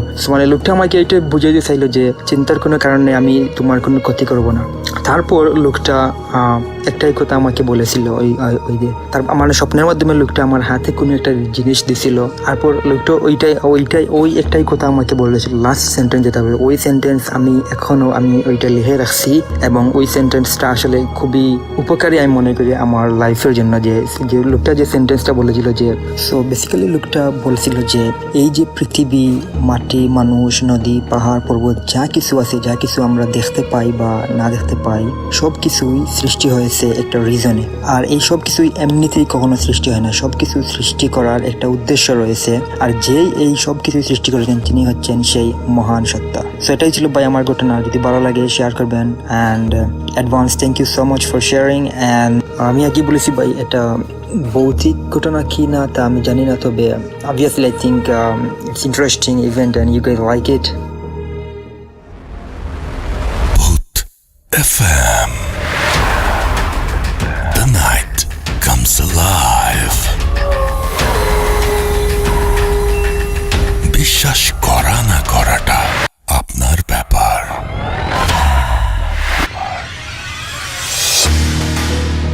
Welcome back, শুনছেন রেডিও ফুর্তের এফএম, আমি রাসেল আছি সাথে। এবং এই মুহূর্তে আরও একবার আপনাদের জানিয়ে দিচ্ছি যে এখন ঘড়িতে সময় রাত 1:31। আমরা হয়তো আর একটা ঘটনা শুনতে পারবো, এবং আমাদের সঙ্গে আমাদের একজন অতিথি আছেন, তিনি আমাদের এই ঘটনাটি শোনাবেন, এবং আশা করছি যে এই ঘটনাটি আপনাদের ভালো লাগবে। ইন দ্য মেইন টাইম আমাদেরকে যদি আপনারা লিখতে চান, আমাদের ইমেল করতে চাইলে আমাদের ইমেল অ্যাড্রেস হচ্ছে bhutfm@radiofurti.fm, which is bhtfm@radioforti.fm। আপনার নাম, ঠিকানা এবং ফোন নাম্বার সহ আপনার জীবনে ঘটে যাওয়া আপনার জানা সেরা ঘটনা লিখে পাঠান আমাদের কাছে। ঘটনার শুরুতে অবশ্যই উল্লেখ করুন যে ঘটনাটি আপনি স্টুডিওতে এসে শেয়ার করতে চান, নাকি আপনি চান আপনার ঘটনা আমরা পড়ে শোনাই। যারা দেশের বাইরে রয়েছেন তারা সরাসরি অডিও ক্লিপ পাঠিয়ে দিতে পারেন বা লিখেও পাঠাতে পারেন ঘটনাটি। আমরা চলে যাচ্ছি আমাদের পরবর্তী অতিথির কাছে। আপনার নামটা আরও একবার প্লিজ বলবেন, যেহেতু দেখা যাচ্ছে না, তারপর আপনার ঘটনায় যাব। হ্যাঁ, আমার নাম হলো কৌশিক। জি। তো ঘটনা আরেকটি আছে, ছোটই ঘটনা, বেশি একটা বড় না। তো এই ঘটনাটা ছিল আমার নানি বাড়ি। জি। আমার নানি বাড়িটা হচ্ছে গ্রিন রোডে। জি। তো ওখানে নানি বাড়িতে আমার একজন কাজিন আছেন, বড় ভাই। উনি আমেরিকায় ছিল, পড়াশোনার জন্য গিয়েছিল। পরে ফেরত আসার পরে উনি নিজেই নিচে একটা বাসা নেন, যে একটা কোচিং সেন্টার করবে এই উদ্দেশ্যে। তো দিনের বেলা তো অনেক লোকজন থাকতো, তো রাত্রেবেলা উনি একাই, আর কেউ থাকে না, নিজে বড় একটা বাড়ি। তো উনি থাকতেন একটা রুমে, ব্যাচেলার মানুষ, ওনার নিজস্ব ল্যাপটপ, কম্পিউটার সবই এক ঘরেই থাকে। ওই ঘর থেকে উনি বেরো হতেন না। বাকি 3টা রুম ছিল ওই ফ্ল্যাটটায়, তো ওগুলো খালি পড়ে থাকতো। আচ্ছা। ফার্নিচার বলেন কিছুই নেই। খালা টালা কেউ যদি কিছু এক্সেস জিনিসপত্র থাকতো বাসায়, ওটা ওনার ওখানে দিয়ে দিত যে তুই রাখবি কি না, উনি রেখে দিত। তো আমরা ওখানে যেতাম, গিয়ে সময় কাটাতাম। তো ওই বড় ভাইয়ের ফ্রেন্ড ছিল একজন, আরেক ভাই। তো উনি আসতেন ওখানে মাঝে মাঝে, আমি অন্য আমার যে কাজিনরা ছিল তাদের থেকে ওনার গল্প শুনতাম, যে ভাইয়া তো অনেক কিছুই করতে পারে, অনেক আজগুবি ব্যাপার স্যাপার আছে ওনার মধ্যে। উনি আমার মনে হয় খুব একটা নর্মাল ছিলেন না। হুম হুম। তো ওনাকে আমি যেদিন প্রথম দেখলাম লম্বা একটা মানুষ, স্বাস্থ্য গঠন বেশ ভালো। তো উনি চুল নেই মাথায়। তো আমি ওনাকে এক পর্যায়ে জিজ্ঞেস করেছিলাম যে ভাই, জি। আপনার এরকম বয়সে মাথায় চুল নাই, সেটার কারণ কি? আপনি কি শেভ করেন, মানে মাথা শেভ করা, মাথা শেভ করা থাকে, নাকি এরকমই কোনো সমস্যা? তো বললো না, উনি মাথা শেভ করেন, ওনার গরম লাগে প্রচুর। আচ্ছা, আমি বললো ঠিক আছে, মানুষের Very ব্যক্তিগত natural, ব্যাপার হতেই পারে। তো আরেকদিন আমার জুনিয়র কাজিন এসে বলছে যে ভাইয়ের কাছে তো গেলাম, উনি বসতে বললো, তারপরে বললো আমার চোখের দিকে বেশিক্ষণ তাকাতে পারবি না। আচ্ছা। আমি বললাম মানে? তো বলে আমি জানি না, আমি 10 সেকেন্ডের বেশি ওনার দিকে তাকিয়ে থাকা সম্ভব ছিল না আমার জন্য। আচ্ছা। কেন? বলে ভয় লাগে। কি ভয় লাগে?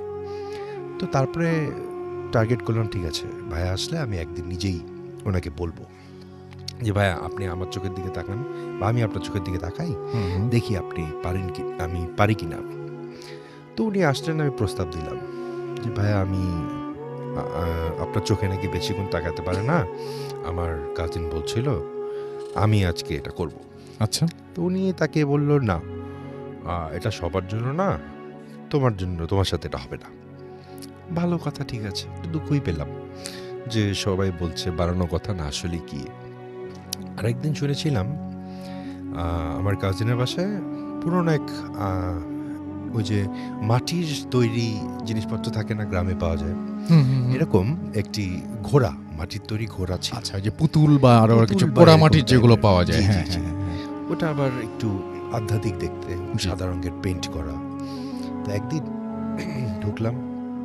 ঢুকে দেখলাম মেইন দরজা দিয়ে ঢুকে হাতের বাঁ দিকে একটা ঘোড়া রাখা, বেশ বড় আচ্ছা। আকারের। আমি জিজ্ঞেস করলাম ভাই এটা কি? তো বলে এটা কার বাসা জানি ছিল, দিতে বললো। আমি বললাম দেখতে খারাপ লাগবে না, ড্রয়িং রুমে এমনিও কিছু নেই, রেখে দিই। ভালো কথা। তো ঘোড়ার মুখটা ছিল বাম দিকে বাঁকানো। আচ্ছা, তো মানে বানানোই ওইভাবে। বানানোই ওরকম ভাবে। আচ্ছা। তো মাটির জিনিস বাম দিকে মুখ তো ওভাবেই তো থাকবে, স্বাভাবিক। জি। তো কিছুদিন পরে আমার ওই কাজিনরা বলছে যে ওই অন্য যে বন্ধুটা, ওই ভাইয়া তো ওই ঘরে আসে প্রায়ই। জি। তো ওই এসে উনি মানে এক রাত থাকে বাসায়। থাকার পরের দিনে ঘটনা হলো যে ঘোড়ার মুখ বাম দিকে নিয়ে ওটা এখন ঘুরিয়ে ডান দিকে হয়ে গেছে। আচ্ছা, একাই। একাই। আমি বললাম এটা কিভাবে সম্ভব?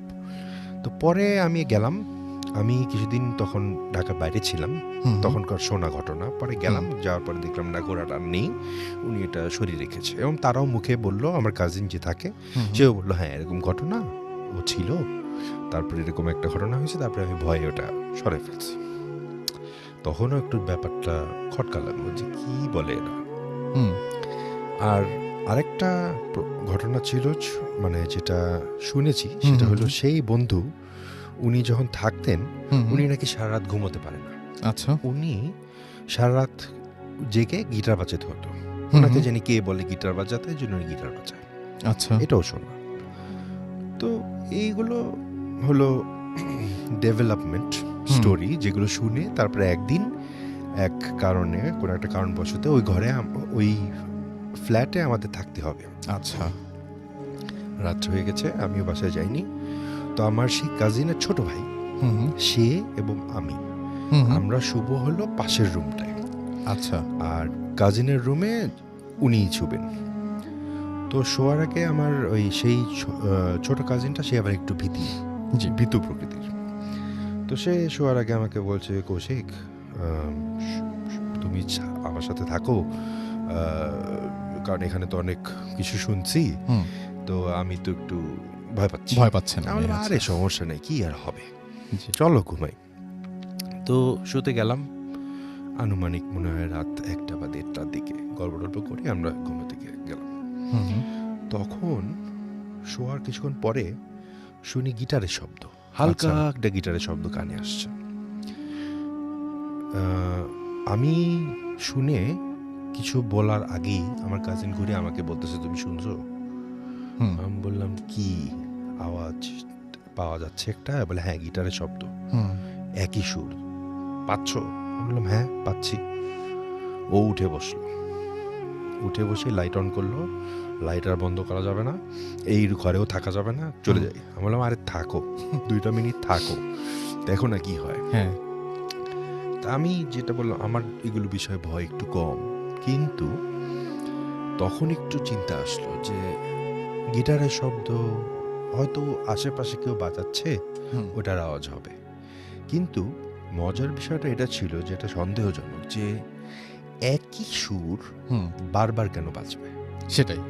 এটাই হচ্ছিল। পরে তো কাজিন বলল না, এখানে তো আমি থাকবো না, জোর জবরদস্তি। পরে আমার কাজিনের রুমে গেলাম, ওনাকে জাগানো হলো, বলা হলো এই ব্যাপার। আচ্ছা, উনি ঘুমের বসে ছিল, টায়ার্ড ছিল। উনি খালি বললো ঠিক আছে, এক কাজ করো, তোমরা তাহলে আমার রুমের সামনে শো। আমরা ম্যাট্রেস ট্যাট্রেস নিয়ে ওই তার রুমের সামনে ঘুমিয়ে পড়লাম রাত্রে। আমি তো ঘুমিয়েছি, এখন কাজিনের ঘুম হয়নি, কিন্তু তার সাথে ছিলাম, আচ্ছা। এই আর কি ঘটনা।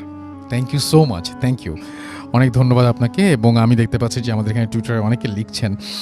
হানিফ আমাদের সাথে আছেন খুলনা সিটি থেকে, আমাদের সঙ্গে আছেন মইনুস সাগর, এছাড়াও নিজাত তাজরিয়ান আমাদের সঙ্গে আছেন দেখতে পাচ্ছি মইনুস সাগর, জান্নাত নিম আমাদের সঙ্গে আছেন, আবু নোমান ফয়সাল আমাদের সঙ্গে আছেন দেখতে পাচ্ছি, এছাড়াও প্রিন্স রাজ আছেন আমাদের সঙ্গে, সজীব আমাদের সঙ্গে আছেন, SK মিলন, এছাড়াও আমাদের সঙ্গে আছেন দেখতে পাচ্ছি মুশরান সিদ্দিকী আমাদের সঙ্গে আছেন দেখতে পাচ্ছি, MD আরিফুর রহমান, এছাড়াও আমাদের সঙ্গে আছেন দেখতে পাচ্ছি আবু নোমান ফয়সাল আমাদের সঙ্গে আছেন, আরিফুর রহমান, এছাড়াও মনিরুজ্জামান আমাদের সঙ্গে আছেন, নাসিম প্রেম আমাদের সঙ্গে আছেন দেখতে পাচ্ছি, এছাড়াও আরও অনেকেই, SS সাব্বির সহ আরও অনেকেই। থ্যাংক ইউ ভেরি মাচ যারা এতক্ষণ পর্যন্ত আমাদের সঙ্গে ছিলেন, আপনাদেরকে অনেক অনেক অনেক অনেক ধন্যবাদ। এবং আশা করছি যে আপনারা এনজয় করেছেন। আমাদের যে ভূত এফএমের পেজ আছে রেডিও ফুর্তির, সেখানে আমি দেখতে পাচ্ছি অনেকেই আছেন, আমাদের সঙ্গে আছেন দেখতে পাচ্ছি মোসাদ্দাম হোসেন, অ্যাঞ্জেল মুনা আমাদের সঙ্গে আছেন প্রিন্স শহীদুল, এছাড়াও মোহাম্মদ সালমান খান আমাদের সঙ্গে আছেন, ফারজানা ইসলাম আমাদের সঙ্গে আছেন ইমন খান হৃদয়, এছাড়াও আছেন আমাদের সঙ্গে শাহা অভিরাজ, আমাদের সঙ্গে আছেন CM মবিহুর পুলক, এছাড়াও জাকির হোসেন আমাদের সঙ্গে আছেন দেখতে পাচ্ছি, MD জাহাঙ্গীর আলম, লামিসা অরিন আমাদের সঙ্গে আছেন, এবং আমাদের সঙ্গে আছেন দেখতে পাচ্ছি সাদ্দাম আরোহী সাকিব আমাদের সঙ্গে আছেন দেখতে পাচ্ছি, ওবায়দুল্লাহ, সাব্বির হাসান আমাদের সঙ্গে আছেন, প্রিন্স শহীদুল আমাদের সঙ্গে আছেন, শাওন ইসলাম আমাদের সঙ্গে আছেন মোহাম্মদ সালমান খান, এছাড়াও আমাদের সঙ্গে আছেন দেখতে পাচ্ছি প্রিন্স সহ আরিয়ান প্রিন্স আমাদের সঙ্গে আছেন, জুবায়ের আহমেদ আমাদের সঙ্গে আছেন দেখতে পাচ্ছি, আমান আহমেদ আমাদের সঙ্গে আছেন দেখতে পাচ্ছি, এছাড়াও খন্দকার সাব্বির সহ